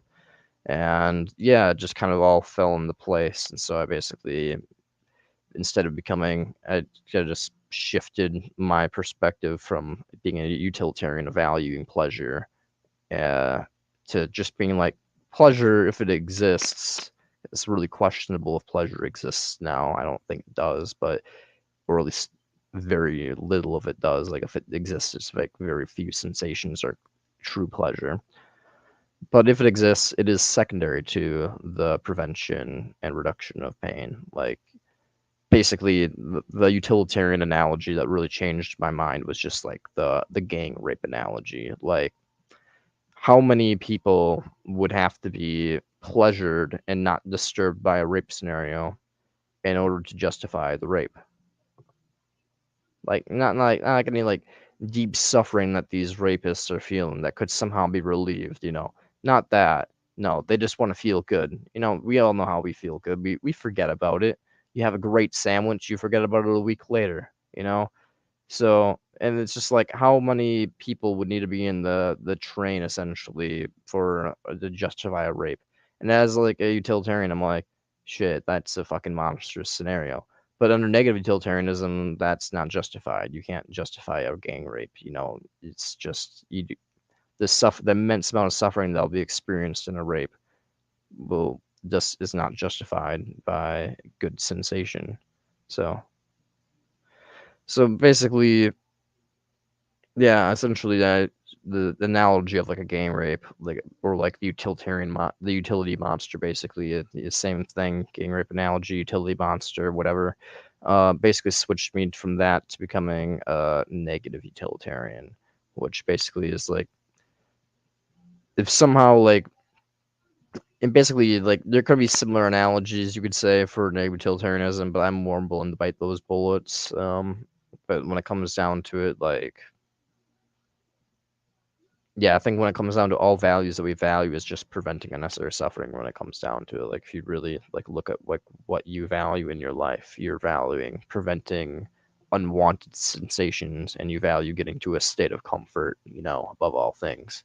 You'd rather be comforted than euphoric. I mean not really, you'd rather be like euphoric obviously, but like if it was like be like euphoric 20% of the time or like shitty the other 80% or just like feel comfort 100% of the time, you're going to choose the comfort. Like so our goal is to be comfortable for most part. Like euphoria is secondary. You want to feel comfort, and once you feel comfort, euphoria is great. It's just like if someone try to like be like, I'll stab you in the leg and then inject you with heroin. You're like, no. It's like, oh no, you don't understand. Like, I'll knit you up right away, so it's not like a permanent injury. It's like, I don't think it's worth the pain, man. I'd rather just be Gucci. I don't need the heroin, So I've been to understand that like pleasure just is like a secondary sensation. That there is no obligation to produce pleasure. Like if there, as Peter Singer says, like the baby drowning, obviously like I'm a promortalist now, but like if someone in need essentially is the example, like a better example, like if someone's in need in front of you, do you have a moral obligation to help them? Or better put, if you're in need, would you feel that someone should help you? Yeah, I feel if I'm in need, someone should help me if it wouldn't cost them anything to do so, and they can help me. So therefore, I should help people in those exact same scenarios via logic, because their values equal to my own. But do I have an obligation to pleasure people? Do I think someone has an obligation to give me a hand job or blow job or something like that just because I want it? Do I think if I do my hair extra nice this morning, do people have an obligation to be like, Brant, your hair's so pretty, like you did so well today. I really love your shirt. No, they don't have that obligation. I don't think they do. I don't think I have an obligation to tell people that they have a good shirt or a good hair. It's nice to do so, but I don't have an obligation to make them feel happy. I have an obligation to help their needs. If they're hurt, I have an obligation to help them. If they're starving, if they're in like a state of like deep sadness, I have an obligation to console them if I can do so.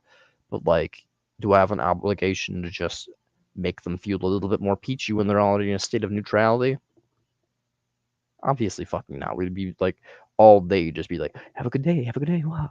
We'd just be like finding ways to maximize. And we all know how numbing that gets, like for ourselves, but too like you can only hear so many good things before it's just kind of like it's insincere or just fucking like it's just like pleasure just doesn't really have that much value in comparison to the heights of pain. Like it's just like I don't know the best way to put it. Like I guess like if you're high, like if you're high in something, you need more high. You need to increase the high to maintain even a constant state of pleasure. But pain, on the other hand, oh boy, yeah. I mean, you might eventually get a little bit numb to it, but it's still gonna fucking suck. Like you still are gonna hate it. It's not, I mean, you might get a bit better at ignoring it, but the instant you focus in just a little bit too much, oh boy, it fucking sucks just as much as before. The pleasure, on the other hand, no, you get used to it. You can try to focus on the high. You need more. You need more because pleasure just doesn't have a true visceral value like pain does. A negative value is far stronger than a positive one, a supposed positive one in quotes, because I don't believe there's true positivity. I believe we are born into need. well, this is the left side of the screen. Your left over here is like my right. Like it's my right hand, but it's like on the left side of the screen for you all, I guess. So like you're born into need and you just shift towards a neutral. Like when you set like you're hungry and you eat food, you get full, you know. And then if you eat more and you eat more, well then you start to hurt again and you feel too full. So you go this way again back into need to feel less stuffed. So it's just like you don't actually shift into a positive, you just kind of float around this negative thing.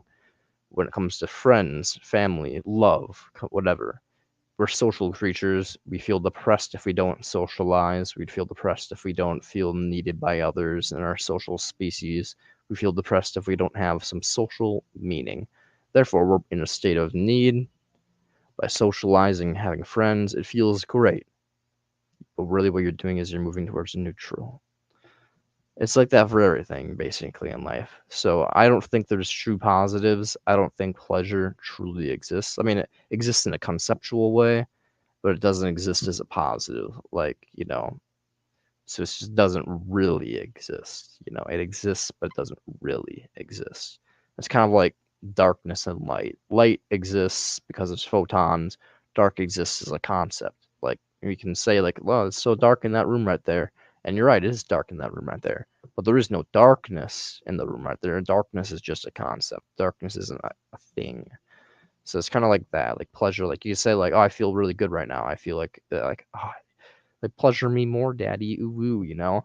But like when it comes down to it, like really, you're not getting pleasure. You're just taking care of a sexual need. You know, you have the horny, and you need to take care of the horny. So it's just like, yeah, I don't fucking know.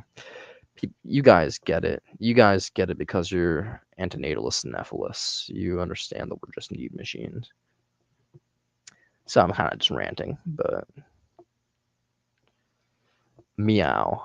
I don't know what this meow thing that everybody keeps on saying is for. I really genuinely do not know what this meow thing is. There's a lot of people that watch my channel that say meow, and I still do not know what that means. Yes.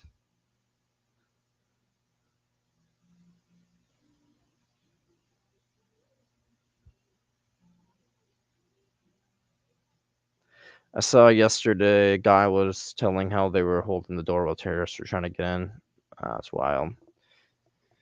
Sometimes you just like holding the door closed or like holding it open like welcome. Just kidding. Shalom, brother.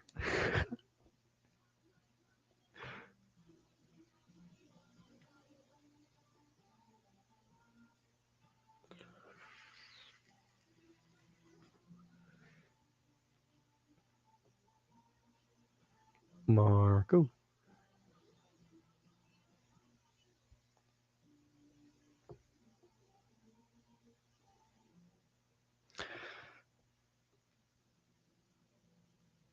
They threw nades inside the house to make them get out. That's fair. I mean, I get out of the house too if someone started throwing nades in my house. I'd be like, well, you know, explode or bleed to death slowly, or not bleed to death slowly.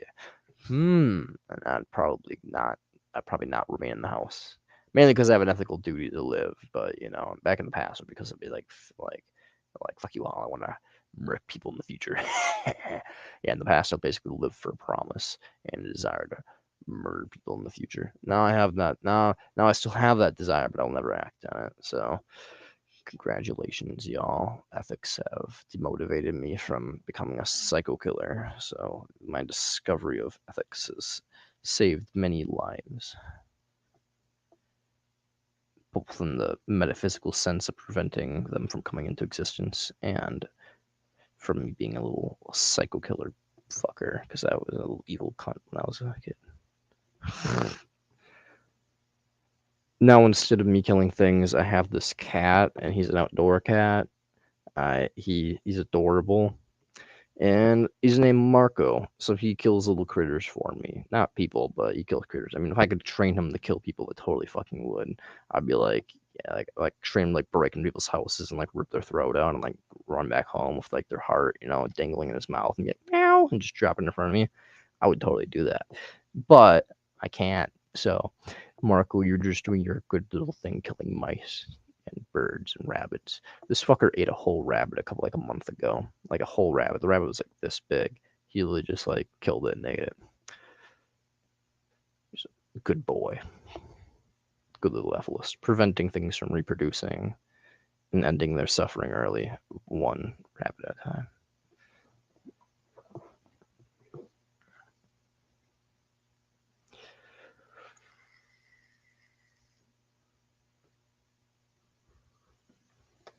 I'm gonna just sit there, laying on the couch next to me.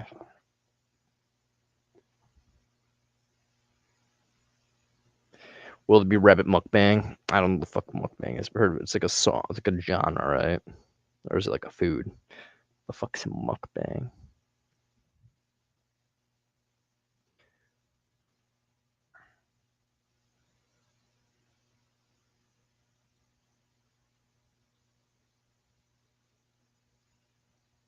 Like me eating a rabbit or like watching the. Will Noodles join the mukbang? No, I don't think Noodles will join the mukbang as much as he should. I just looked it up, and the mukbang is like when some person just eats food live, I guess, on channel. I have a feeling Noodles will not join the mukbang of eating any type of organism because he's a deontologist, and silly as deontologists are, I can at least respect that they have principles. So I don't think he's gonna do that. They all have rights. A right to life. Haha. Gets in car and drives places for fun. Runs over things that have sentient experiences, like insects. Fuck, like fuck you, rights-based cunt.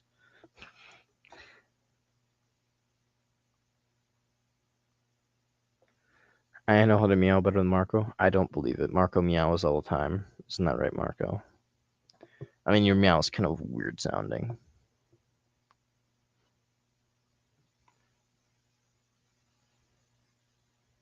Isn't that right, Marco? You're a weirdo. Wags his tail.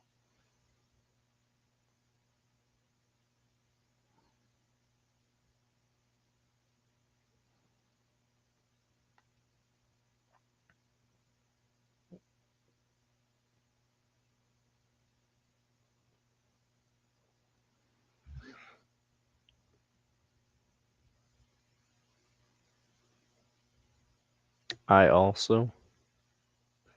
Yes. Very yes. Don't know what also, but yes.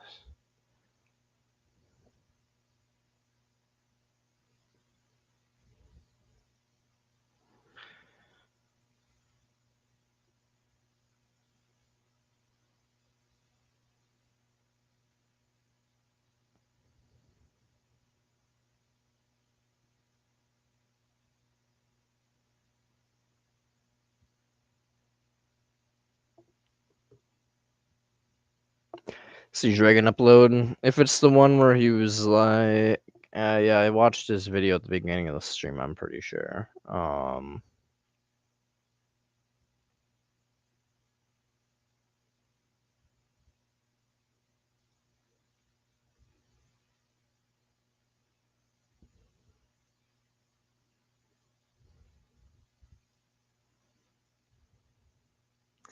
If it's the Gary says, "What about Death with Dignity?" Then I've already watched it.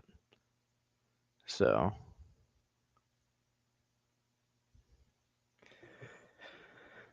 But.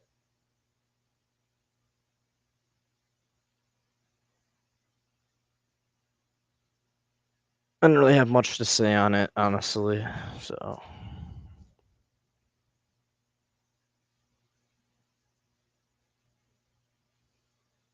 But he plans to leave, so I'm kind of like, hey, goodbye. Goodbye.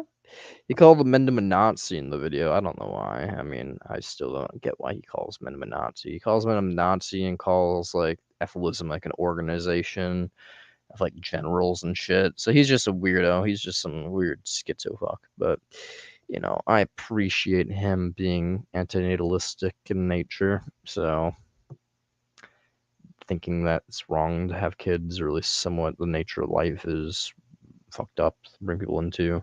So, he's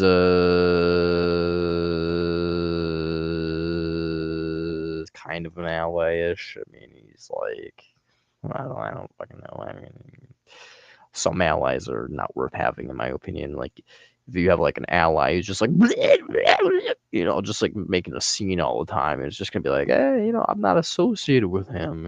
I don't know that guy. Who's him? Not me. What? That guy. He's with one of them. So this guy is just like, kill yourselves, all of you, kill yourselves. It's kind of like, yeah, I'm pro mortalist too, bud. But when it comes down to it, it's a little. I mean, let's assume that, like, okay, let's assume that everybody in the planet, all human beings, got his message of kill yourself transmitted directly into the brain, and all humans were like, oh wow, that makes a lot of sense, and we all blasted our brains out all at once. Well, then nature's going to reclaim the earth, and things are going to suffer for another 1 billion years before the heat death of the sun. That doesn't sound very good to me. So I think it's actually a little bit useful if humans stick around. Instead of killing ourselves, we eliminate animal life, then stop reproducing, kill ourselves, whatever, I don't care. But, being like, kill yourselves, like right away, that's kind of just like edgy and useless. So, I mean, I don't fucking know. So I don't really like the dude's channel. So if he wants to go away, all the power to him.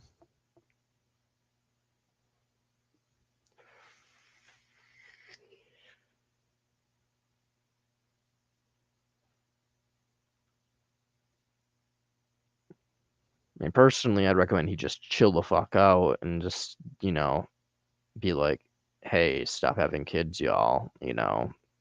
Death with dignity. We should all have the right to die. If he's a pro-mortalist and wants to tell people he wants people to die, if he genuinely wants people to die more, if he's a pro-mortalist and thinks it's a good thing for people to die, they should probably advocate for death with dignity rather than something like, just screaming at people like a psycho to kill themselves, especially when the people that are actually trying to prevent net suffering. But, what do I know? It's not like I studied ethics for like a long period of my life or something, like, I know nothing.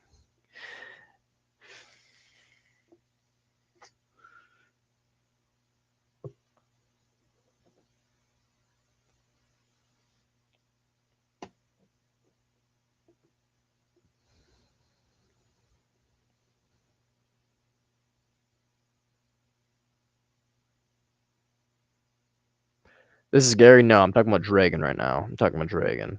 No, Gary, I respect. Gary talks about efilism and shit. I mean, the only things that Gary says that I disagree with are his takes on his old takes. I'm not sure if he still holds them, but his old takes on CP distribution, and that's already in the supply demand chain. He's like, well, he basically believes there's no point of putting funding into removing it. It's basically just like it's already there. So the harm has already been done. So why put money and funding into removing it if it already exists? We should put money into preventing more of it from existing. And I'm like, yeah, but also if my daughter or something like that if my daughter essentially had her pictures on the internet, I'd want them removed. I'd want the government to have like a small bit of funding, especially not the funding we have right now going to war and shit. I'd be okay of having a small portion of funding, going to trying to remove pictures that are already like on the internet from existing, like scrubbing them off the internet. Because if I had my pictures, if I had my daughter's pictures or whatever on the internet, I would want them gone. So it's just like, I think Gary got that one wrong, but I don't know if he still believes that, whatever. So it's like people change, obviously. So he got that take wrong, obviously. And then when it comes to his take on the Holocaust, where he kind of denies the possibility of it like taking place in the way that it did, I think he's wrong on that also. I think the Holocaust is very feasible, that a lot of the operations were taking place kind of in an Area 51-esque way, where it's like a lot of people were building things and didn't know what they were building. people are just kind of like making facilities and shit like that, but they didn't know what the facility's purpose was. And then there was a grand unveiling where it was just kind of like what you can see in the movie called Conspiracy, which you can watch on HBO. And it's really good, actually. Really good and really fucked up in a way. Like, you just literally watch a room full of like 12, 14, whatever it is, people discuss the fate of like 7 million people, Jews, that is. And, how they're basically going to exterminate them all. And not everybody in the room knew that was going to occur. That's the thing. There was a massive amount of room that thought they were just trying to get rid of the Jews, like ship them out of Europe somewhere, or make them, or isolate them into ghettos, or put them to work as slaves, essentially. They didn't think there was going to be a mass execution of 7 million Jews. In fact, a lot of them didn't even know there was construction already underway and already pretty much complete at the time of the gas chambers and concentration camps. So when it comes down to it, I believe, yeah, it's very likely that the Holocaust played out as history portrays it. So, at least fairly accurately to like what history portrays it. So I don't know. I mean, maybe Gary has an argument that I just haven't seen, and maybe he can display it in a way that, like, mathematically just makes more sense than history puts it, and whatever. But as far as I'm aware, Gary has two fuck ups, which is his take on supply and demand, CP, and also on Hitler and / the Holocaust and Jews and all that stuff, and how he believes it just didn't happen. It was down the way that, like, it's in the numbers or way that it was portrayed in history. I think that's just wrong. So when it comes down to it, Gary is really good when it comes to ethics for the most part. As a negative utilitarian, he just kind of slips his mind when it comes to practicality of measures in some places here and there. Such as empathy is a little lacking in certain places when it comes to just like, yo, man, just like dedicate like fucking like fraction of your funds. Like, come on, man, like we dedicate so much useless money. Like, money's like you're not gonna like be like, oh, stop these people from fucking spending money on video games. It's such a useless endeavor to have an industry of video games. But you're gonna say stop having a government industry like trying to take CP off the fucking internet. Like, no, it's like it's just like, no, I think that's worthy active funding for the government.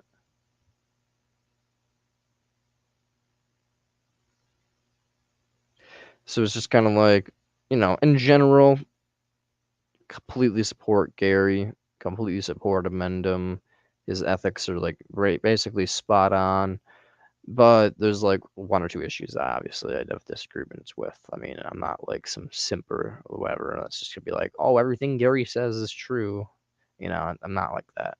I have critiques of basically everybody. In fact, I think personally, if you're gonna look at any person's ethics, look at me. I'm basically Jesus here, y'all. I basically have analyzed everybody's ethics. I've looked at Philippe Mainlander, I've looked at Ron, I've looked at Schopenhauer, I've looked at fucking Peter Singer, Benatar. I've got all the best suffering focused ethics perspectives, and I just kind of take them all and just gush them together and crumple them into a ball until it's all nice and smooth and rounded out, and then I'm just like, wow, what a beautiful picture. And that is my version of as pure negative utilitarianism combined with it's basically utilitarianism / painism combined. I acknowledge negative utilitarianism is the pure form of truth, but in practicality, in order to maximize negative utility, you kind of have to have rules. So basically, painism is basically rule negative utilitarianism, and I'm kind of like a rule negative utilitarian, so to speak. But yeah, basically I'm a rule negative utilitarian because we don't have like a mega calculation machine or something to like calculate utility. So I basically think there's like generally should be rules, but like, for the most part, like utility can override those rules. Like, I'm not like a full on deontologist / all that rule must be followed under all cases. Like, if we have, like, a sufficient reason to violate the rule, obviously you can, but, like, because I'm still a utilitarian, so obviously there's going to be times where violating the rule for the sake of utility just makes sense to do. But when it comes down to it, following a practical sense of rules a majority of the time is highly beneficial for maximizing utility. So, just be a negative utilitarian. If you have questions on the nuances of negative utilitarianism, ask me, ask Gary, ask. I don't know who else. I mean, there's some other negative utilitarians. I just can't think of their name off the top of my head. Like, I don't know, Cosmic Efilist or something like that. I mean, if you're interested in painism, there's a painist that I know would be like. Well, obviously, if you look up painism, there's the author painism. I don't know how you get into contact with him, but what the fuck's his name? Here, I'm just gonna go into my playlists. I can find him really quickly. Boop.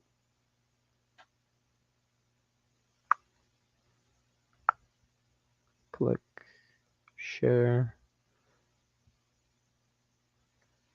Playlist for activism, I guess. Daily negativity. Daily negativity is a negative utilitarian / he's a pure painist. He's pure believes in painism, which basically means he believes in like pure rule utilitarianism. Like there's like, and the rules essentially should prevent. You should prevent the strongest amount of suffering from a subject's perspective first, not necessarily the maximum quantity of suffering, but the largest perceived suffering from an individual. So I have a lot of empathy for that because there are a couple of negative utilitarian thought experiments which are very disturbing to the mind that I think technically cool.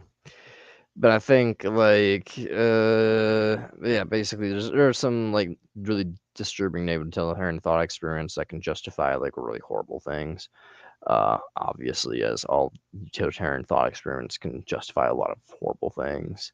But under negative utilitarianism, it's to prevent a greater horrible amount of pain, like greater amount of pain. So but you can think of weird things that'll never occur in reality. They'll never happen in actual practical reality. But you can think of it like in a weird if you were a god and you were like basically creating a button or whatever, and that would just summon all these people and things into existence in the pocket dimension with needs. Like you could think of like a thought experiment where it's like imagine your best friend and then imagine a bunch of sexually deprived people that are in like extreme need of sex. Like they'll feel pain if they're not getting like they'll feel mental or physical pain if they don't have sex essentially. But the only person that they can have sex with is say like your best friend who doesn't want to have sex with all these men, obviously in this analogy. Then hypothetically you could prevent the pain of 1,000 people by having them rape your best friend. As a negative utilitarian, do you have an obligation to push the button to allow that to occur? To basically have the rape occur to your best friend or the suffering of 10,000 people of a lesser degree, but will add up to more than the rape or whatever. And like as a really difficult scenario, it's a utilitarian monster scenario basically.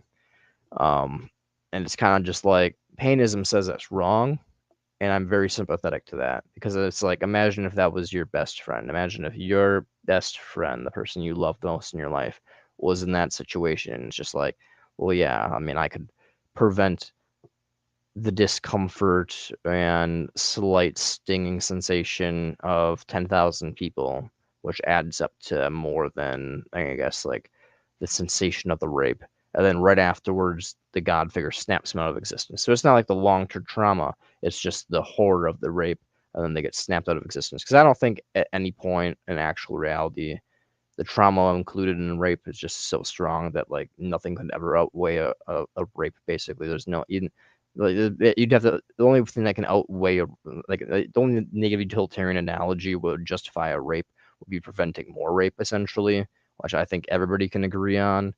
So it's just like in practicality, it's just like it's never gonna happen. But like if you could like create like a scenario where it's just like right after the rape occurs, like they snap them out of existence, so it's only the pain and trauma of the exact experience, and then all these people don't have the stinging sensation. Like, what do you do then? And it's just like as a negative utilitarian, it's just kind of like I don't know, like you're preventing a net harm by allowing the rape to occur. But imagine if that was your best friend. So that's why I think like it's a little bit weird because painism would basically say that like yeah, obviously that you should maximize preventing the experience of negative harm that's like very intense. So hence why I'm very sympathetic to that one as well. So it's just kind of like I don't know. In practicality, I think like obvious reality, like, and I think pure negative utilitarianism makes like the most sense. But at the same time, like if you can set up weird hypothetical analogies where I mean negative utilitarianism can kind of get really fucked up and defeated, where it's just like I don't think that can be justified. So I'm slowly have been getting pushed more and more towards painism as the last couple months went by have been going by. So I'm becoming more and more a painist slash negative utilitarian. I believe that there's in order to truly maximize utility in the best way, or like a just way, or like I'm a what about 10,000 pinches versus one rape? That's basically what I'm saying. Like that's basically the negative utilitarian analogy is what I'm saying. Like that's like the discomfort of sexual deprivation versus one rape. Like you can prevent 10,000 pinches, like whatever number is like like a bazillion pinches or one rape. Like it's just like doesn't really matter the number. I guess like whatever number you say is more pain than the rape. Like it's just like, does that justify it under negative utilitarianism? And that's basically negative utilitarian is saying that, yeah, like you should, the pure negative utilitarianism says you should cause the rape to prevent the 10,000, whatever, 10 bazillion pinches, basically. And I find that a little bit problematic. Like at the same time, it's just like if you could shrink all those pinches, because everybody has equal value. You have to remember that everybody has equal value, and we're all kind of like basically just neural pathways and like fluctuations. So it's not like you're the same identity as you were as before. So it's just like I don't know. You could just like shrink all those pain and like combine it all together, like just like squish it together. It would be more than the rape, but at the same time, it's just like no one's directly all experiencing. It's like divided out. So it's just like I don't know. Everybody can handle one pinch. Like I can do it right now. Like I would pinch myself. In fact, I think everybody in the planet who has any level of empathy would pinch themselves. Each would pinch them. They would pinch themselves once a day, every day until the day they die to prevent rape. So it's just like I think So I think that like negative utilitarianism is very close to being right, but it does have like one key flaw that I think painism kind of covers, where it's just like, no, you should be a negative utilitarian of sorts. You should prioritize the prevention of suffering before you prioritize the production of pleasure. And you should do it in the amount that you're measuring quantities of suffering. But you should still have a rule where you prioritize the intense suffering first because of how experience works and functions, you know. And I'm beginning to have more empathy for that position just because I'm beginning to look at things less as a physicalist and more like I'm still a physicalist, but like the traditional physicalist sense of like just like can you see it, bro, and prove it, and more just like no, I think experience itself generates the value and the ought. So it's kind of just like if experience is the value, then I'm basically using my experience as a testimony for value, then it's kind of like if I experience something like causing like a rape to like my best friend to prevent like a bazillion pinches as just completely absurd. Like I just can't like fathom that as like even remotely possible. Like everybody in the planet could like I reasonably would pinch myself 10,000 times. I would assume everybody else on the planet would pinch themselves at least once to prevent rape. So it's just kind of like I don't know. Painism has like this appeal to it that is slowly creeping into my brain more and more. Of like it is like exactly negative utilitarianism. It's just like negative utilitarianism with a sort of hard rule that must always be followed in order to truly maximize utility / good in the universe and prevention pain. You found the conference report video? Cool. Don't know what video you mean, man, but yeah.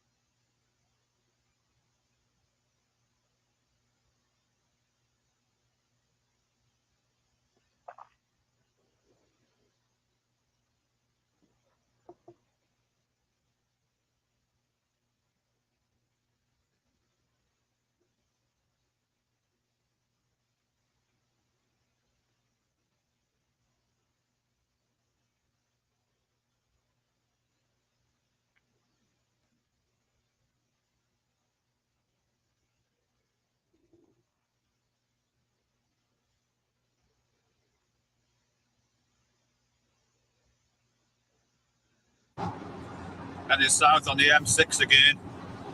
And I've just realised I haven't got my front tooth in. Oh well.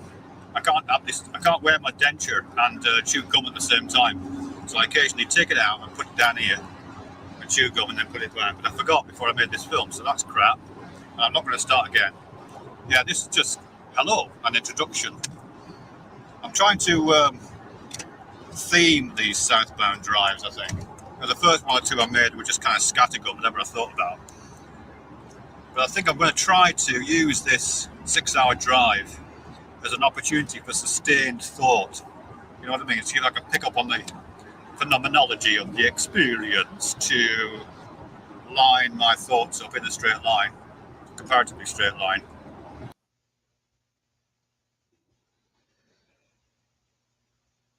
Oh my god, an I'm going to make a hour? bold move here and propose a pipeline between two isms that on first blush you would have said, what are you smoking? There can't be a pipeline between these two. Like of all isms, it can't be between these two isms. But I'm saying, indeed there is.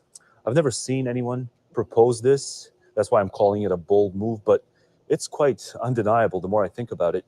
And I'm going to present it as premise, conclusion. The way so many people online, they start LARPing as logicians, and so they do premise, conclusion. So I'm going to kind of LARP as a logician for once, even though I know full well that I'm not.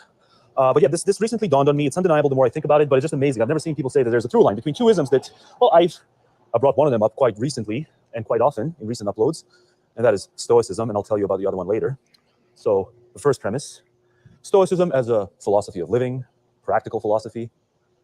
What does Stoicism want us to do? What is the kind of core truth of Stoicism? And that is that there shouldn't be stuff that bothers us in life. They want us to reach that, not just equanimity, but as Shaw put it in the chapter, Stoicism is about achieving that irrefragable equanimity and that unclouded state of contentness. So to sum it up is, you can say Stoicism wants us to not lean into the cares and troubles of life. Premise 2, parents, to the extent that I've observed them as a kid and then especially as an adult, you can suss this out through statistics as well. But more so in my experience, just observing parents as a person who's known his fair share of parents. Parents are these worriers, not warriors, worriers. They worry a lot, and rightly so. I I mean, just think about it. Put yourself in the position of a couple who's just like the Amber Alert that goes out. It goes out because their child is missing. You're not going to have anything like that irrefragable equanimity, and it might even be said that you'd be a monster if you did. You know, your child is a child for which there is an Amber Alert. No. So we can say that by choosing to start a family, not just having it happen because the pregnancy is unintended, no, but choosing to start a family, to do so is really to lean in to the cares and troubles of life in a way that it's never going to be something that you can fully escape, whether you're a parent or not, whether you have a family or not. Nonetheless, you're going to be that much closer to being aloof often enough if you go familial-less with parents. It's not just that it's going to be harder to do just emotionally, but one might even say a parent who remains aloof once their child goes missing, that's a monstrous parent. And so those are the two premises. Premise one, Stoicism says, don't lean into the cares and troubles of life. The decision to start a family is just, if I'm going to sum it up as anything, it is that kind of willingness to lean into that. And so think in terms of the conclusion, well, the writing's on the wall at this point. There is a pipeline. Solid. I mean, if you're a Stoic, I'm kind of a Stoic, I guess, but I'm already an antinatalist. I mean, that makes sense, I suppose, but I mean, I've always been a Stoic, and I've always thought it's too much trouble to have children. So, I mean, it just makes sense if you're a Stoic, don't have children. You're just creating a burden for yourself, a responsibility, something you need to take care of. You have a responsibility to take care of. So, if you're a Stoic, why create more responsibilities for yourself? It's about kind of chillaxing in life. It's about, not leaning into problems, as you said. So yeah, if you're a Stoic, and claim to be a Stoic, you should probably not have children. But I mean, I don't think it's, I don't know. I mean, I don't know. I don't think being a Stoic per se is a moral necessity. Like if you I'm like a Stoic in principle, but I'm not a Stoic in practice. Like I get angry all the fucking time. Like you see me, like obviously I get fucking pissed off at people. Like I manifest my emotions in a very useful way. I get angry and I use my emotions to fuel me to do activism, to call people out on their bullshit and not be all cordial and like, oh yeah, of course, haha, dialogue. I just fucking call people out. So when it comes down to it, like, I don't know, there's use for stoicism, there's like use for not being a stoic. So, I mean, I don't think there's anything fundamental for being a stoic, basically. I don't think there's an inherent reason to be a stoic, basically. Like, there's nothing inherently good about being a stoic. So, if you are a stoic and claim to be a stoic, you should be an antinatalist, yes. Good point. Great point.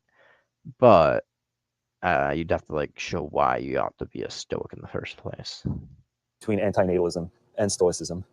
If you look steadily enough, there's a pipeline between antinatalism and stoicism. By no means is it clear based on everything I've said so far. I've given these kind of, maybe people will want to pick these two premises apart. Maybe it's shoddy to them. By all means, take it up with me in the comment section. But before you do, I read out the chapter that I kept saying I'm going to read out. And so having read that out, this is precisely what's going to follow. So if this just seems shoddy to you, these two isms that no one is compared, and if anything, I think on first blush, people might have the intuition that actually there's something. I mean, I'm a Stoic, have been for a while in terms of principles, so I don't need to hear out his principles. I mean, I don't need to hear his explanation, justification. As a Stoic, it's solid. So, I mean, you are, by definition, creating a need machine by having a child. A need machine which you presumably have responsibility over, at least legally, to some extent or another. So you are by definition creating a need for yourself. You have a need to now take care of the need machine. So that's not very Stoic. So I mean, like, yeah,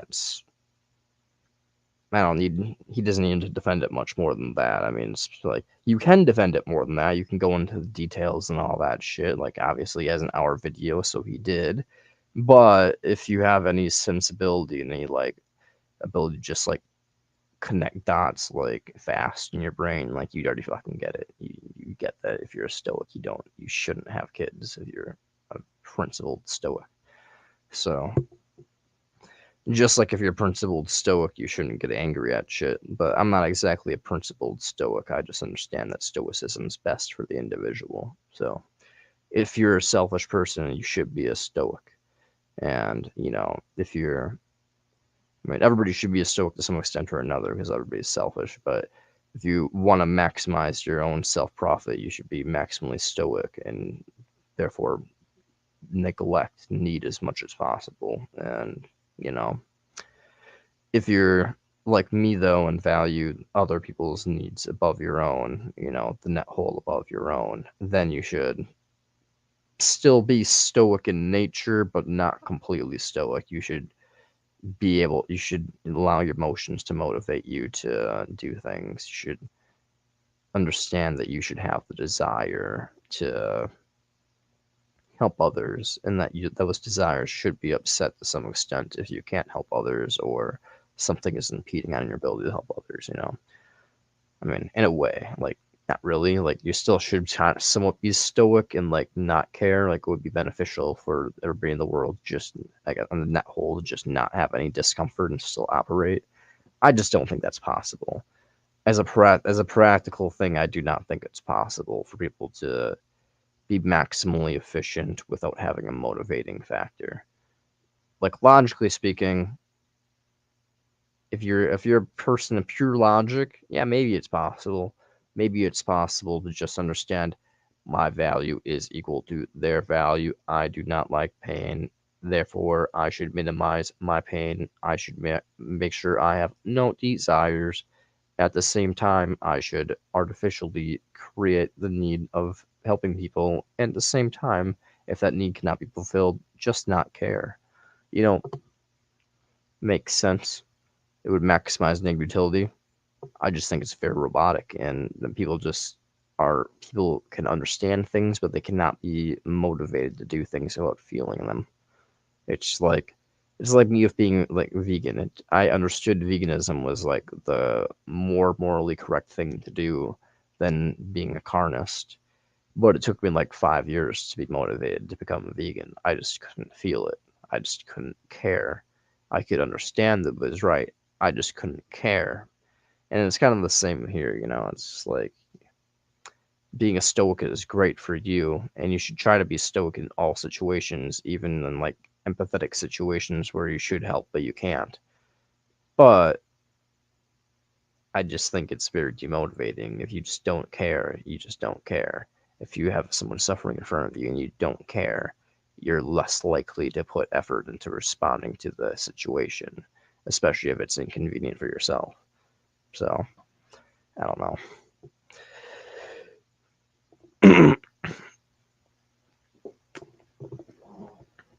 Kind of want to go smoke.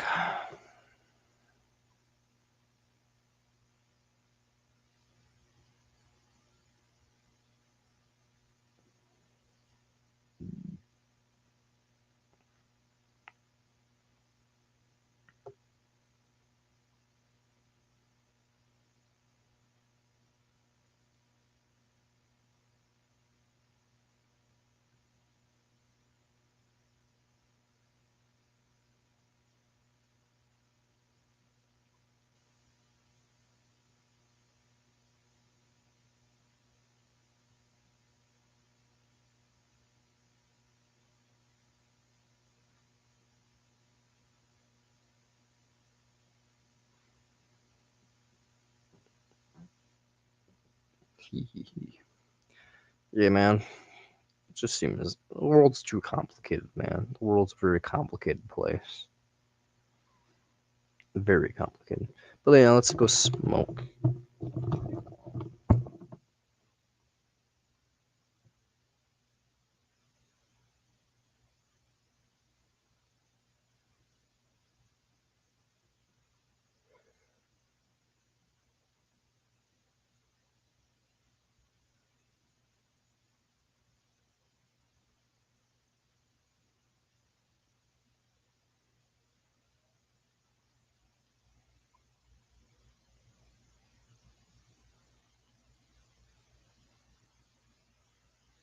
I assume you're talking about the terrorists or whatever.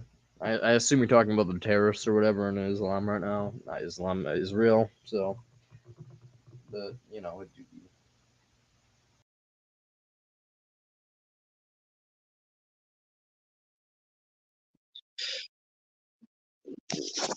Marco, my boy, do you want to come with me outside? No? Fuck you. Hee hee hee.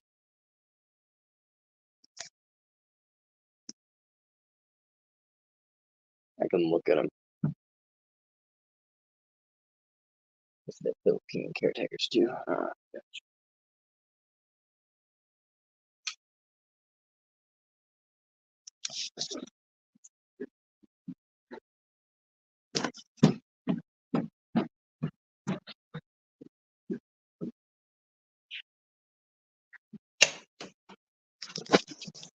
First, I want a glass of orange juice.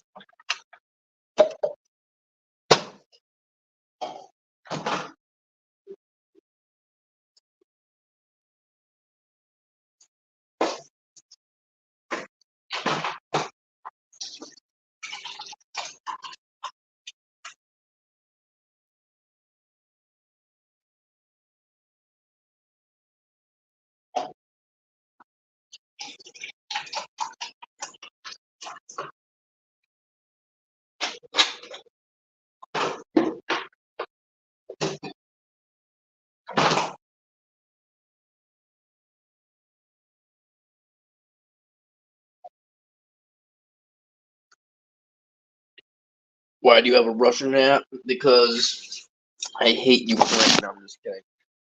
Because it's comfy.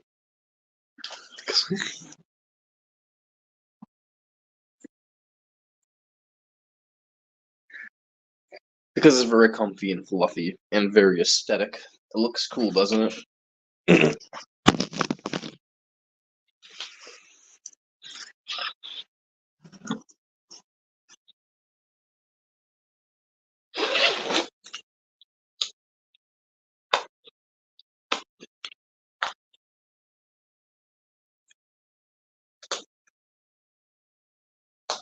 Like, look at me.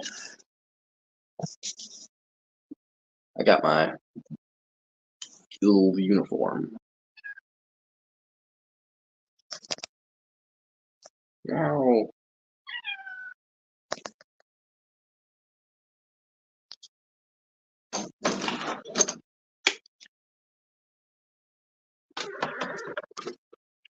Wow.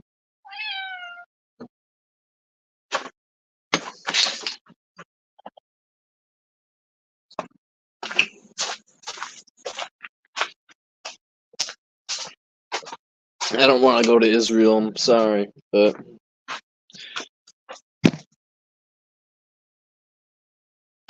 too much racism. Too many people in Israel thinking that God's chosen people and shit. I'd be angry every day. Like, prove your fucking God exists, your God. So, I'd be angry all the time.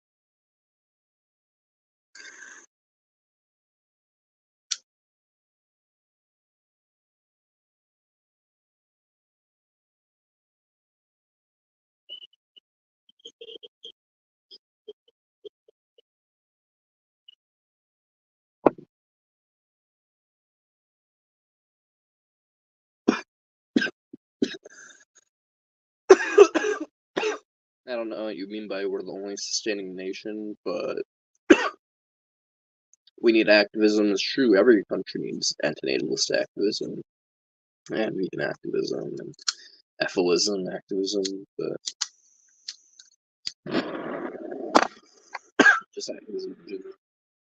There's not enough people getting active, so just activism in general is needed. People are too lazy.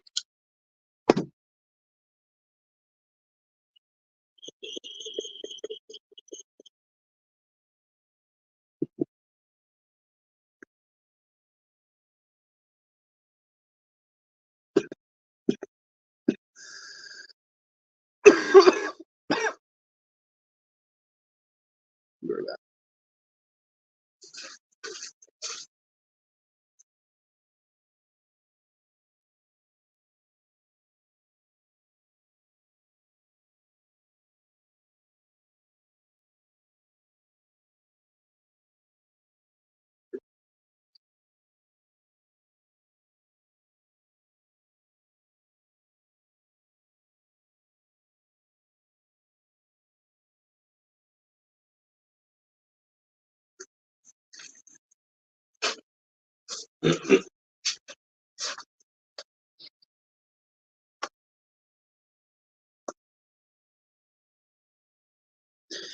Oh, the limp country with self-sustaining population? Yeah, but that's because you guys have, like, your guys are a theocracy and believe that, like, God commands you via the Old Testament to reproduce and all that shit. So, I mean, it's not very surprising that, like, Israel's, like, self-sustaining, given the religion, but at the same time, you know, it's kind of like, I'm not sure I want that to self-sustain. So...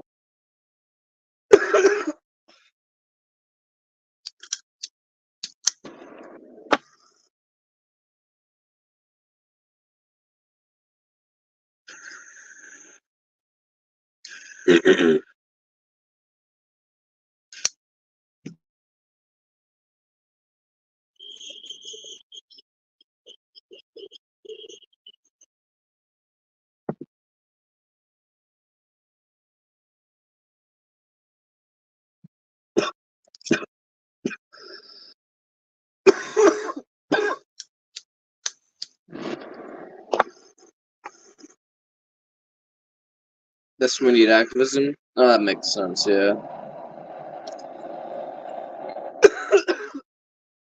But I think you need antinatalism activism, yeah, but you also need, like, anti-theism/atheism activism to kind of, like, break down the religious dogma.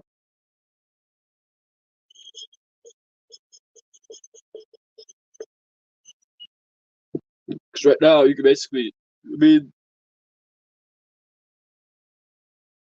we're a bunch of power sims when it comes down to it. They want a blessing from God, basically.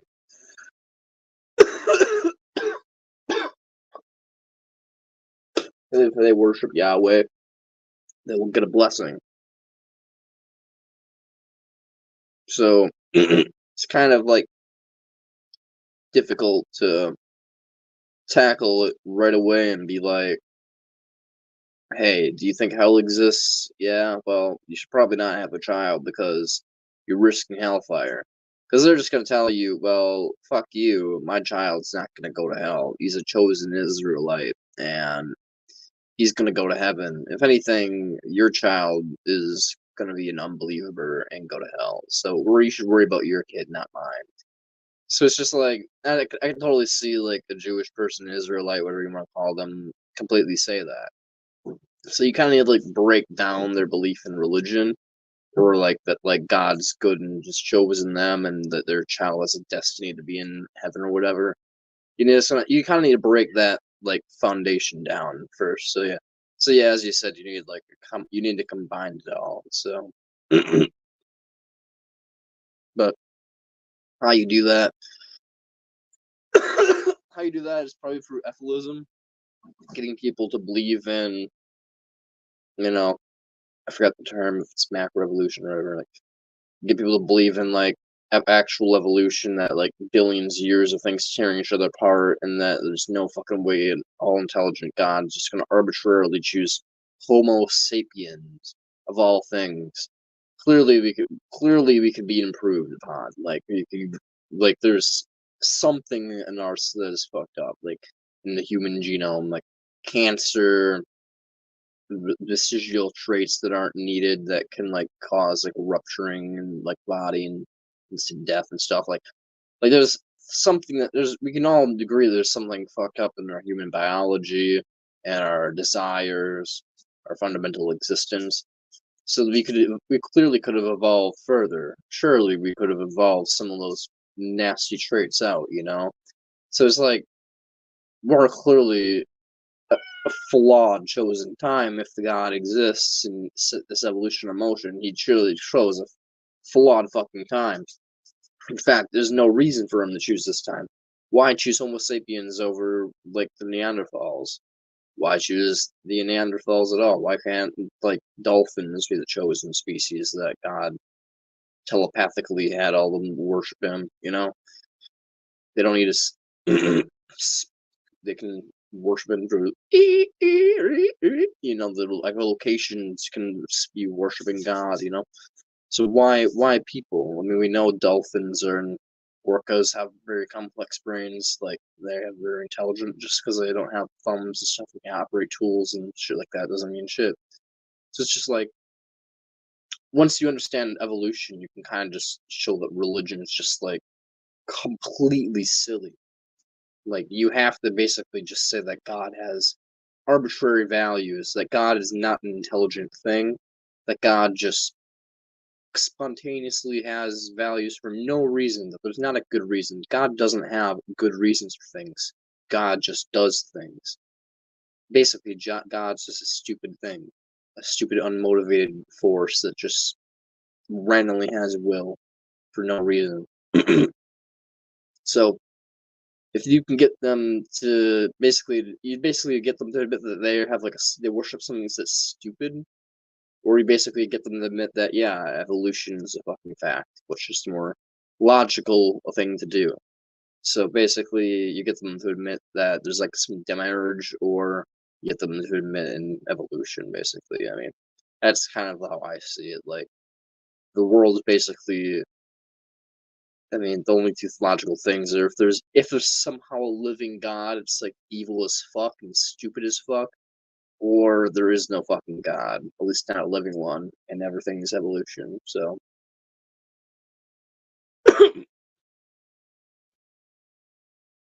so that's basically all I can say about that. Is how do you defeat religion and spread antinatalism? Just teach evolution and teach it as something that's cruel and barbaric. Like don't just like say like look at evolution. You like look at evolution and explain the nature of suffering and how unnecessary suffering is wrong. Like like why create need where we never need to exist. Like we're all need machines. That's what evolution is, creating needs where need never need to exist. I don't know, that's what I think. But fuck, I don't know. People are idiots, so that's like the best way, but even the best way won't speak to everybody. People are just dumb. You kind of just get it or you don't get it. You know? Plus, there's people that'll deny evolution and say, well, it actually is microevolution. It's like, it's only existed for 2,000 years, you can't tell. So basically, they'll just deny all fossil records and shit like that. So, I mean, people deny fossil records and lie to themselves and shit. So, I mean, I don't really have much hope. So,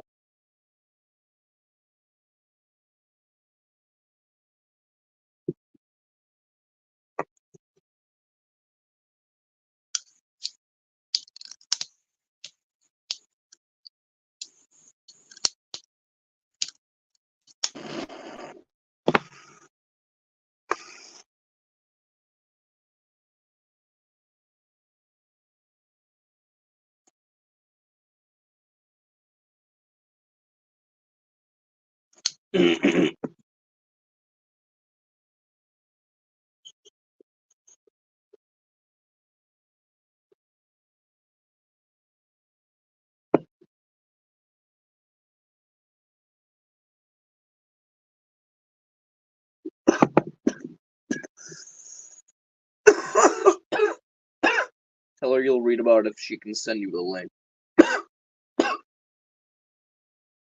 She can find a valid link, you'll read the article. Because they've been saying they found Noah's Ark since I was like fucking 8 years old. I was watching the History Channel when I was out at 8, and they're like, yeah, we found the fucking Noah's Ark in the Himalayas, or some fucking bullshit. I don't know.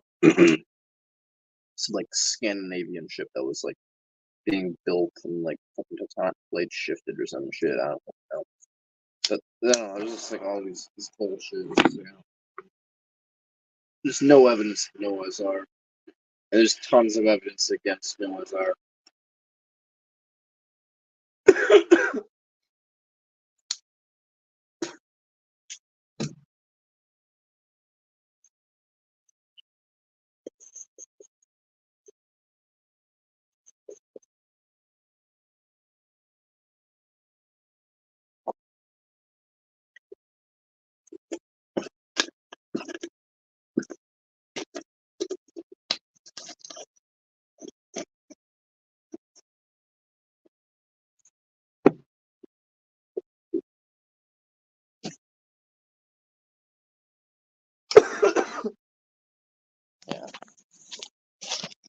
one of my old fans, named Dave, who's a Trump supporter, also happened to read that Noah's Ark was real, and was like, "No, you don't understand, Brant. Noah's Ark was found," and I'm like, "Okay." I mean, once I found out he's a Trump supporter, I banned him from the channel. So I was just like, I don't need some pro-lifer supporting me just because they think I'm pretty, because they want me to stomp bugs. They're like, oh, it's like a fucking hypocrite. It's like he wants to jerk off to me, but at the same time, he's fundamentally against all my values. Like, fuck these people. I don't get them. I don't get it at all.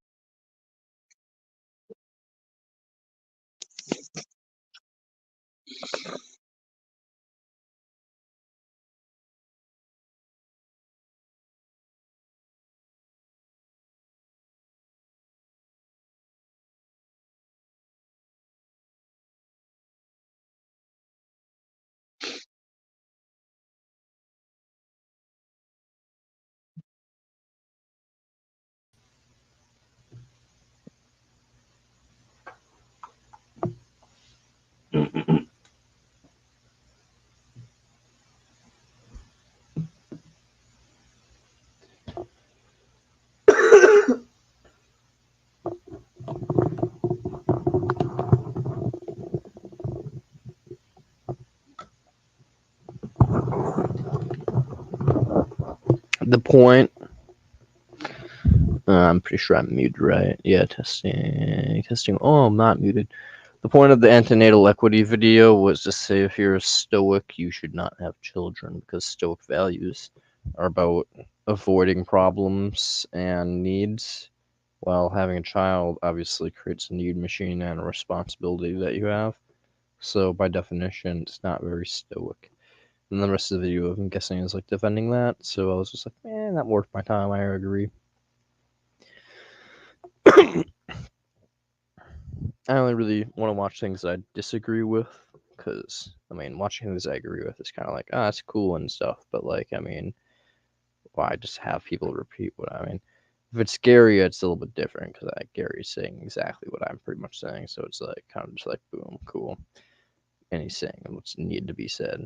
But if someone's just saying something I kind of generally agree with, it's just kind of like, you know, I'll hear them out for a little bit and have it on my channel and, like, promote their channel, but, like, I'm not going to play their whole video when they could just watch that person's whole video if they really are interested in, you know.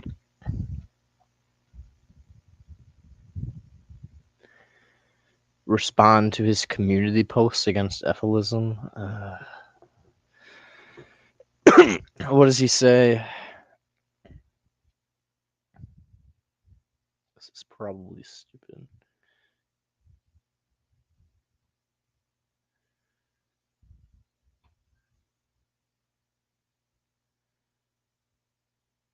Hey, are you even an Ephelis, by the way? Because if you're an Ephelis, why don't you respond? You have a moral duty to do things, too.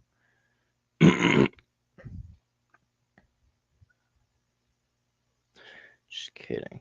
But at the same time...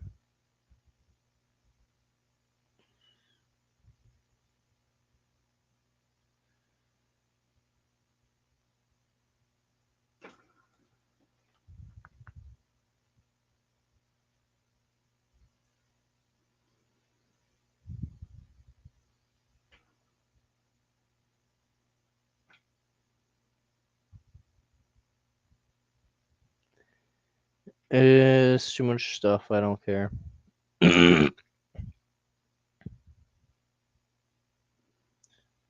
He says it's cult. Oh, well, he can go fuck himself, I guess. Like, who cares what he thinks? I don't follow anybody, so, I mean, Gary is kind of like a figurehead of it, because he kind of made, like, the concept of, like, oh, evolution is really important for defeating the idea of religion, which I agree, and at the same time, showing that this whole thing is just, like, everything you love and think is good. It's just a biological drive that helps motivate you to reproduce. subconsciously. So it's just kind of like, yeah, I mean, you can say it's a cult that we're all agreeing on or something that one person's saying. I mean, he's saying it's useless. Well, useless? It's useless to try to prevent unnecessary suffering. It's useless to try to stop the animals from from reproducing unnecessarily and dying and killing each other. It's useless to try to stop people from being from poor people from reproducing, because we know the majority of people that are reproducing are poor. I mean, statistically, the maximum amount of suffering is in poor people's communities, and they're maximally producing. So it's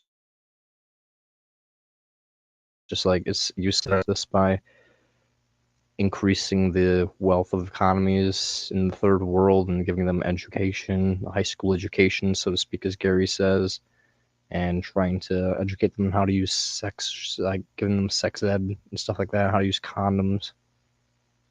That's useless.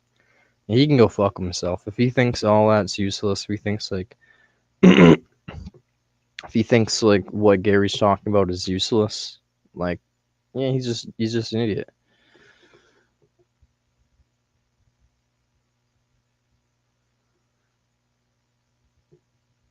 On like wild suffering organizations he donates to, what are they doing? I mean, why, like, just because an organization exists, what is money going to get funded to them? What makes people want to donate to those organizations?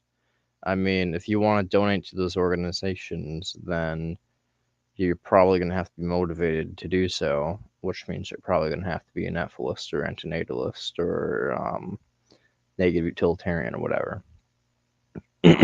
So it's just kind of like, I don't know. I mean, I'd want to know what these organizations are doing.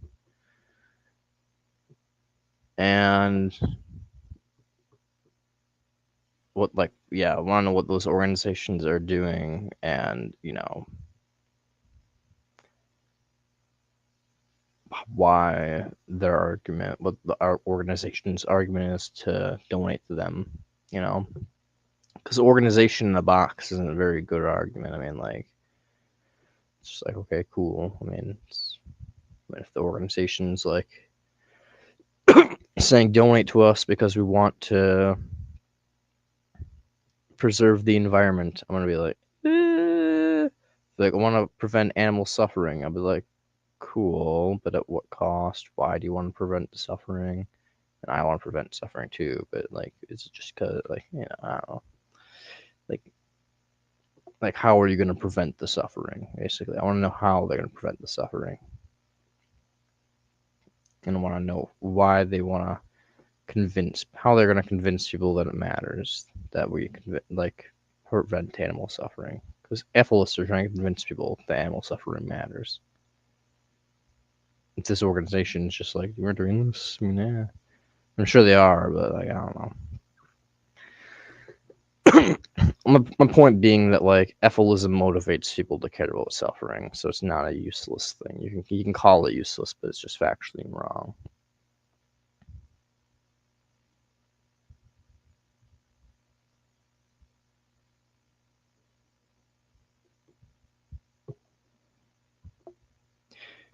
Because I'm out there in the street corner doing things.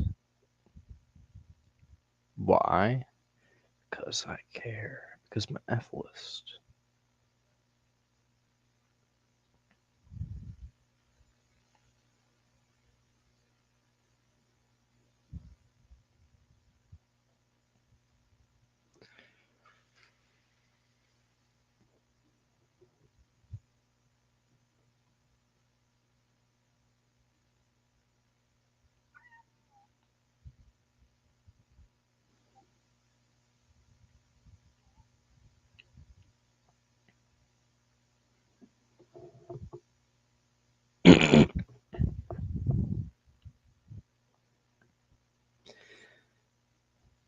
Plus, I mean, when it comes down to it, we all know how organizations work.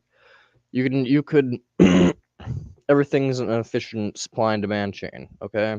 We all know how it works. It's good to do that, yes, but wouldn't it be better to just do it yourself? Of course. So, if we know humans have extincted like so many fucking species throughout all of time. We know it's a fact. Bye bye the dodo birds. Bye bye the fucking weird liger looking thing or whatever. Like there's all these creatures that have just gone snapped out of existence because we hunt them to death. We've destroyed their environments that they lived in. Whatever. So we know humans have effects, that individuals have effects, that people, if they agree on something, can individually just be like, yeah, let's just do a thing. Hunting, everybody has the ability to hunt. You don't need a massive organization to hunt. You can do that, and hunting has caused extinction all around the globe. So it's just like if you're a negative utilitarian / ethicist, I mean, you can be in favor of hunting. I advocate for hunting. So it's just kind of like, I don't know, man. Like, how do you? It's just like, we all know efficiency is bad in the chain. Like, if I donate money to an organization, that means they have to pay for a building, and they have to pay for a worker, and they have to pay for signs and advertising, and then they have to try to do the signs, and then to get more funding. Then they have to get equipment to go out there and do it themselves. And then they have to get more funding to get more employees to expand, which means more buildings. And it's just like, when it comes down to it, if you just convinced people, individuals directly to go out there and hunt, it's just like bang, bang, boom, it would take care of things directly. But I mean, obviously, if these organizations like trying to engineer things out of existence, that's a little different. I can get behind that, which is probably the case. But if it's just like we want to put condomins online or something, it's like, we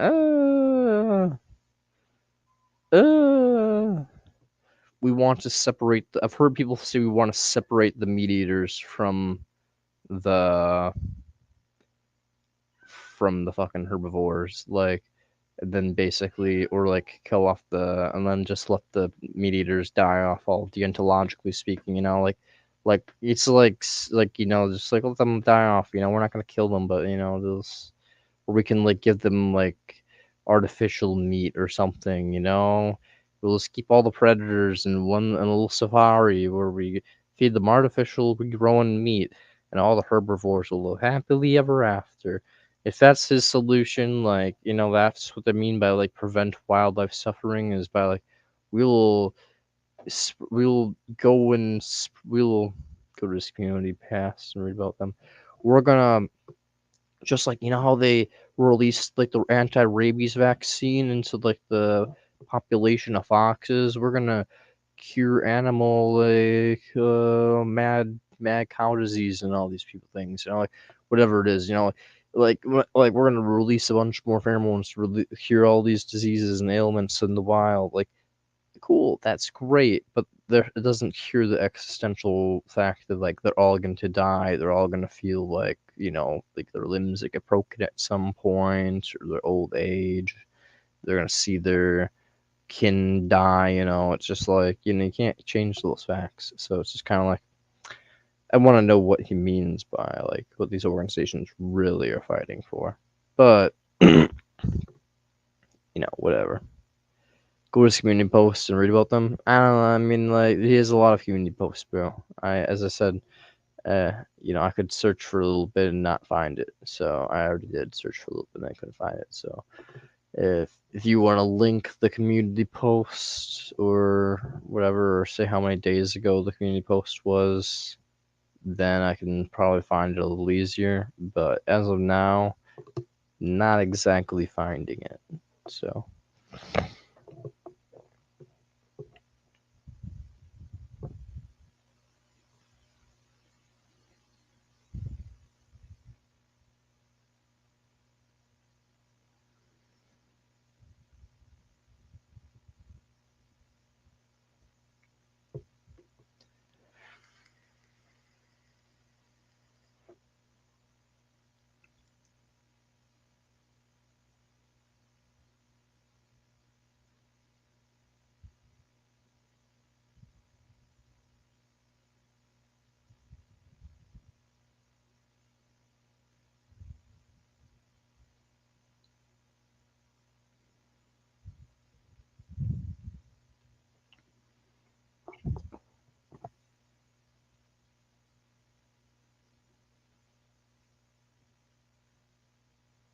I don't know.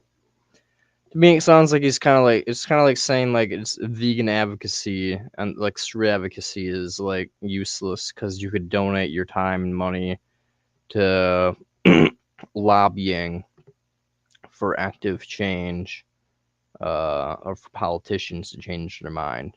You could put your money to put like in the influence politicians, or something like that. Like I don't know.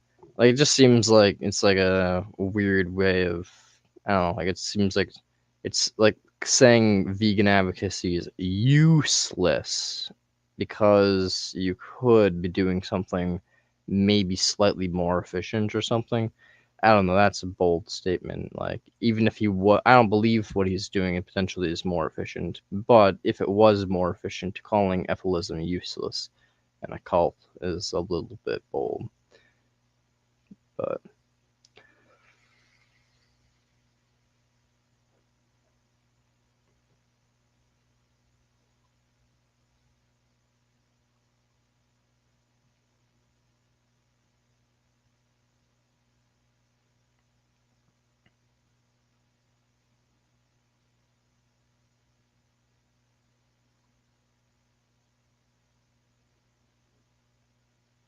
and I don't think you answered my question. Are you just an antinatalist or are you an ephilist, by the way? Or who are you?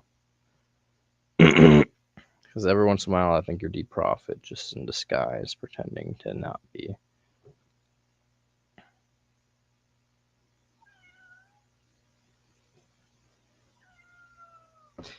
Even though I don't think you are at the same time.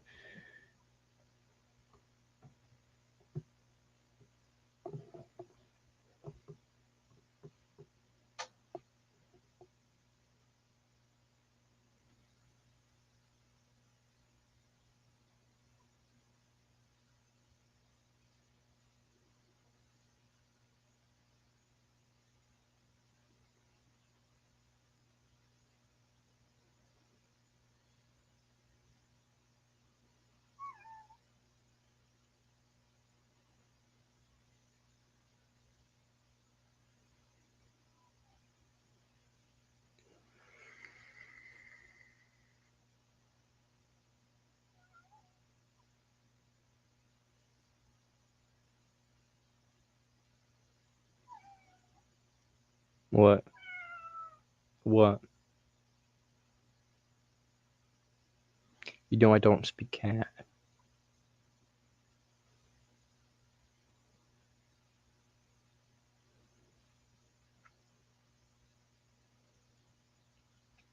God, he has endless posts. Yeah, no, that's what I'm saying. You were like, yo, bro, just find the post. And I'm like, I don't know. I can't find it, bro. But you were like really insistent, and I'm like, I'll look. And then I like looked for like 2 minutes, and I'm like sitting here like, okay, this is a shit show. I can't find it. It's like bazillion posts, and like none of them look like what I'm looking for. You're not right, Miracle. I can look all I want, and I cannot find. Get over here.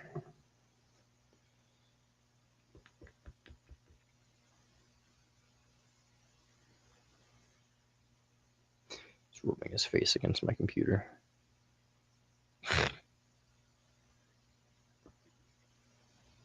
Oh.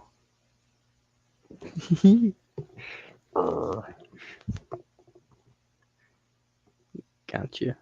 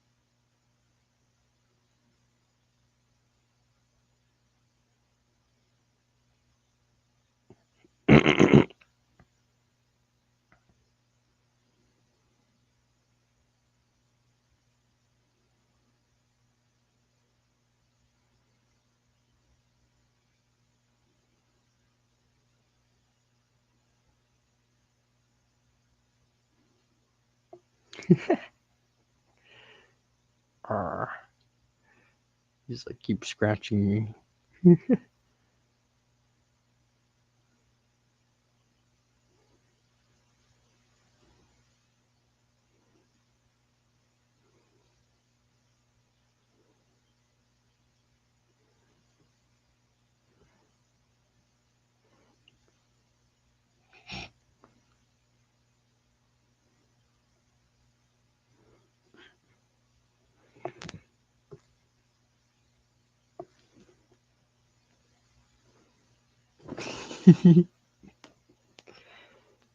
Rawr.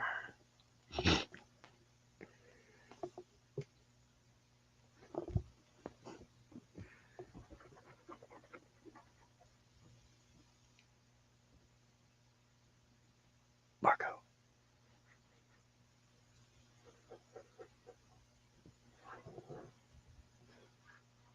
Until modern human rule either decides to drop the subject or finds what he's looking for. Playing with the cat.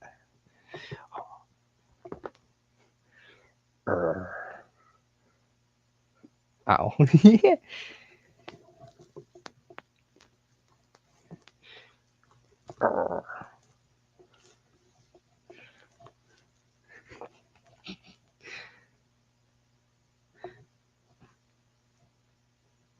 He never really bites that hard, but sometimes he bites a little hard. Hurts a little bit. It never punctures the skin. But he finds it fun, doesn't he? Yes, he does.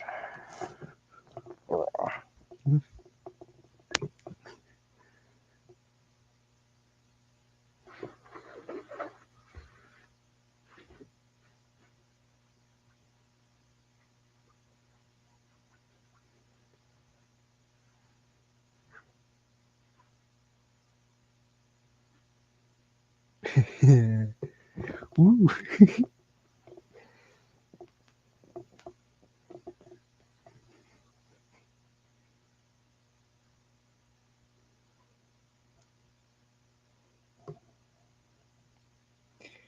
Yeah, good boy.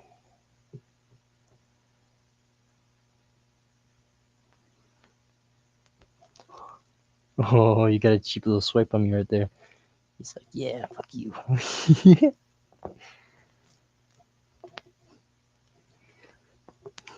Yeah.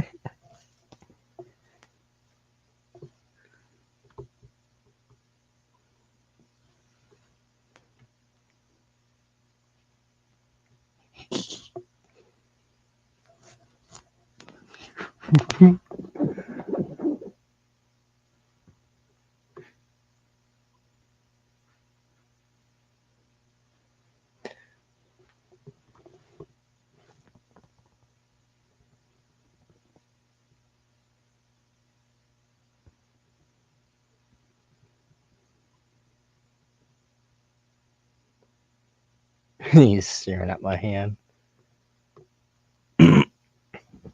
Oh.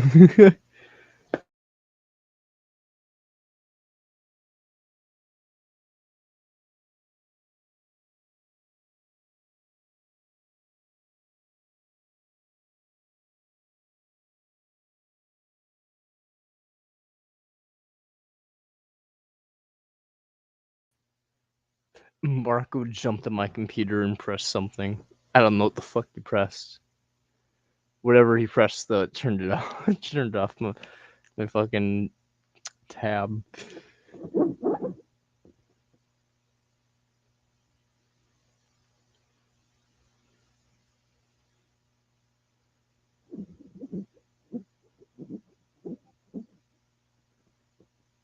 Yeah. He's sitting right behind the computer right now. He's looking at my fingers.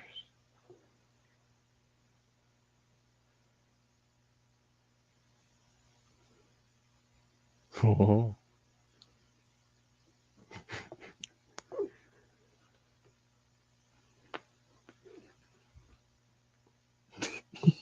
So stupid. Bonk. Bonk.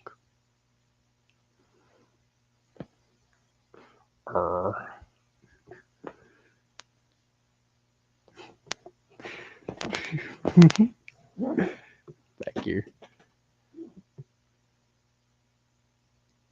He's like, bro, you're like bigger than me though, so it's like it's fair for me to run away. I'm like, yeah, but I'm not gonna hurt you. I just like to shove you around a little bit.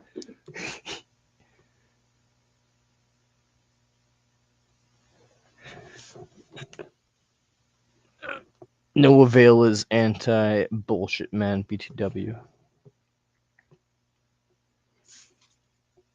Wow. I want to know what his base values are.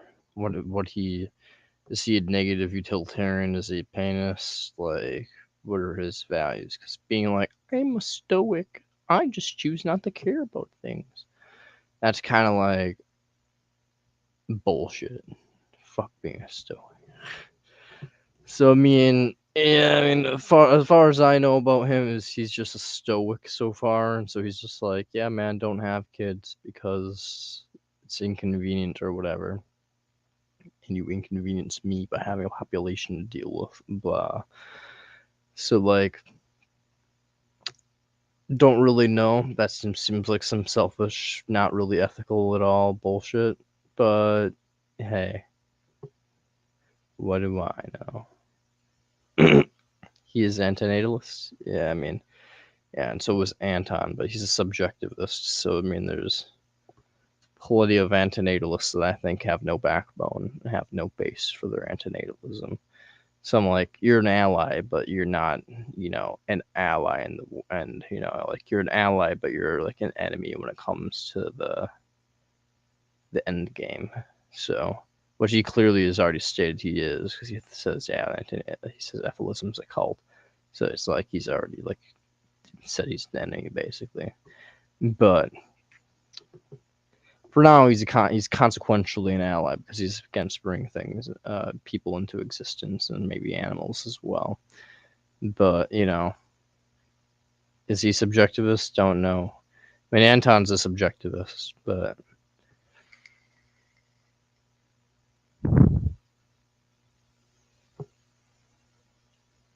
Anton says this is an amoral universe. There's no objective values.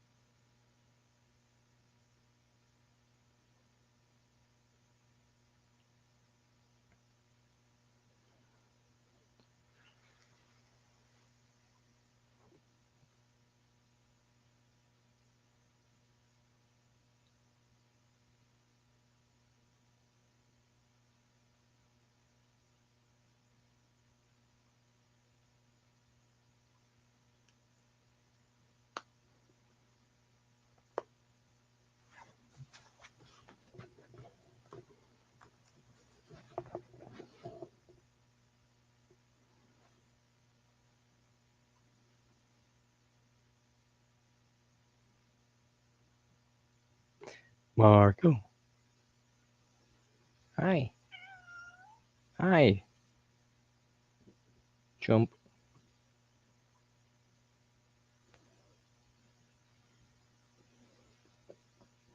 Oh, look at that. You want to fight?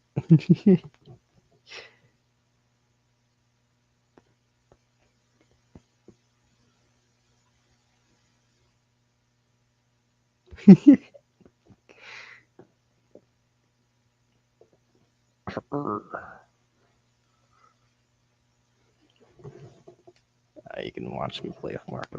Oh, you little asshole. Get over here.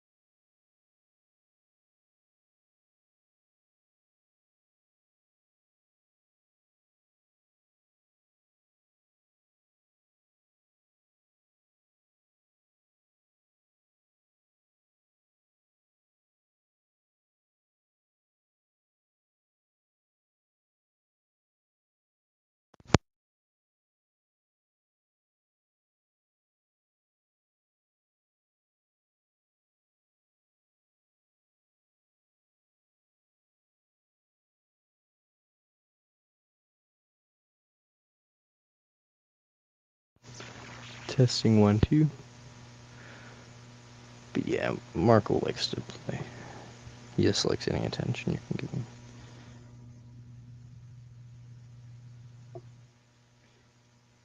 Good boy. Yeah, you got your trick hero. I'll scratch it for you.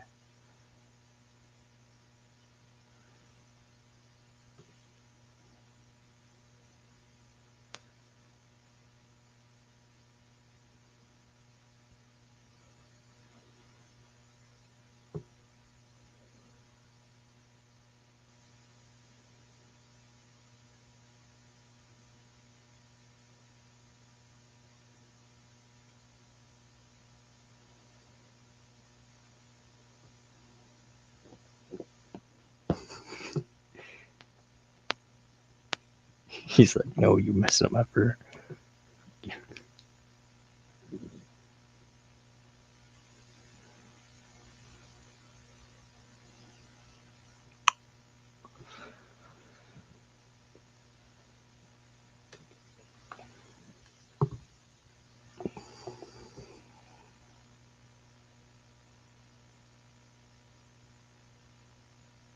Marco.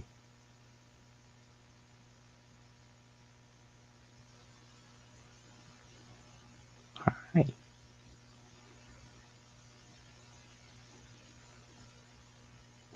My cat like spends like 50% of the day sleeping, the other 50% like just staring at me, eating or hunting. If I'm home, he's like staring at me or sleeping.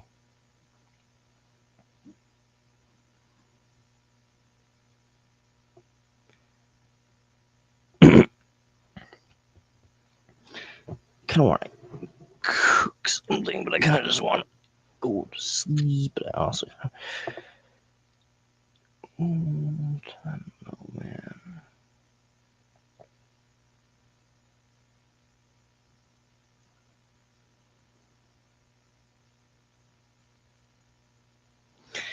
Yeah, I think I'm gonna go to sleep. Goodbye.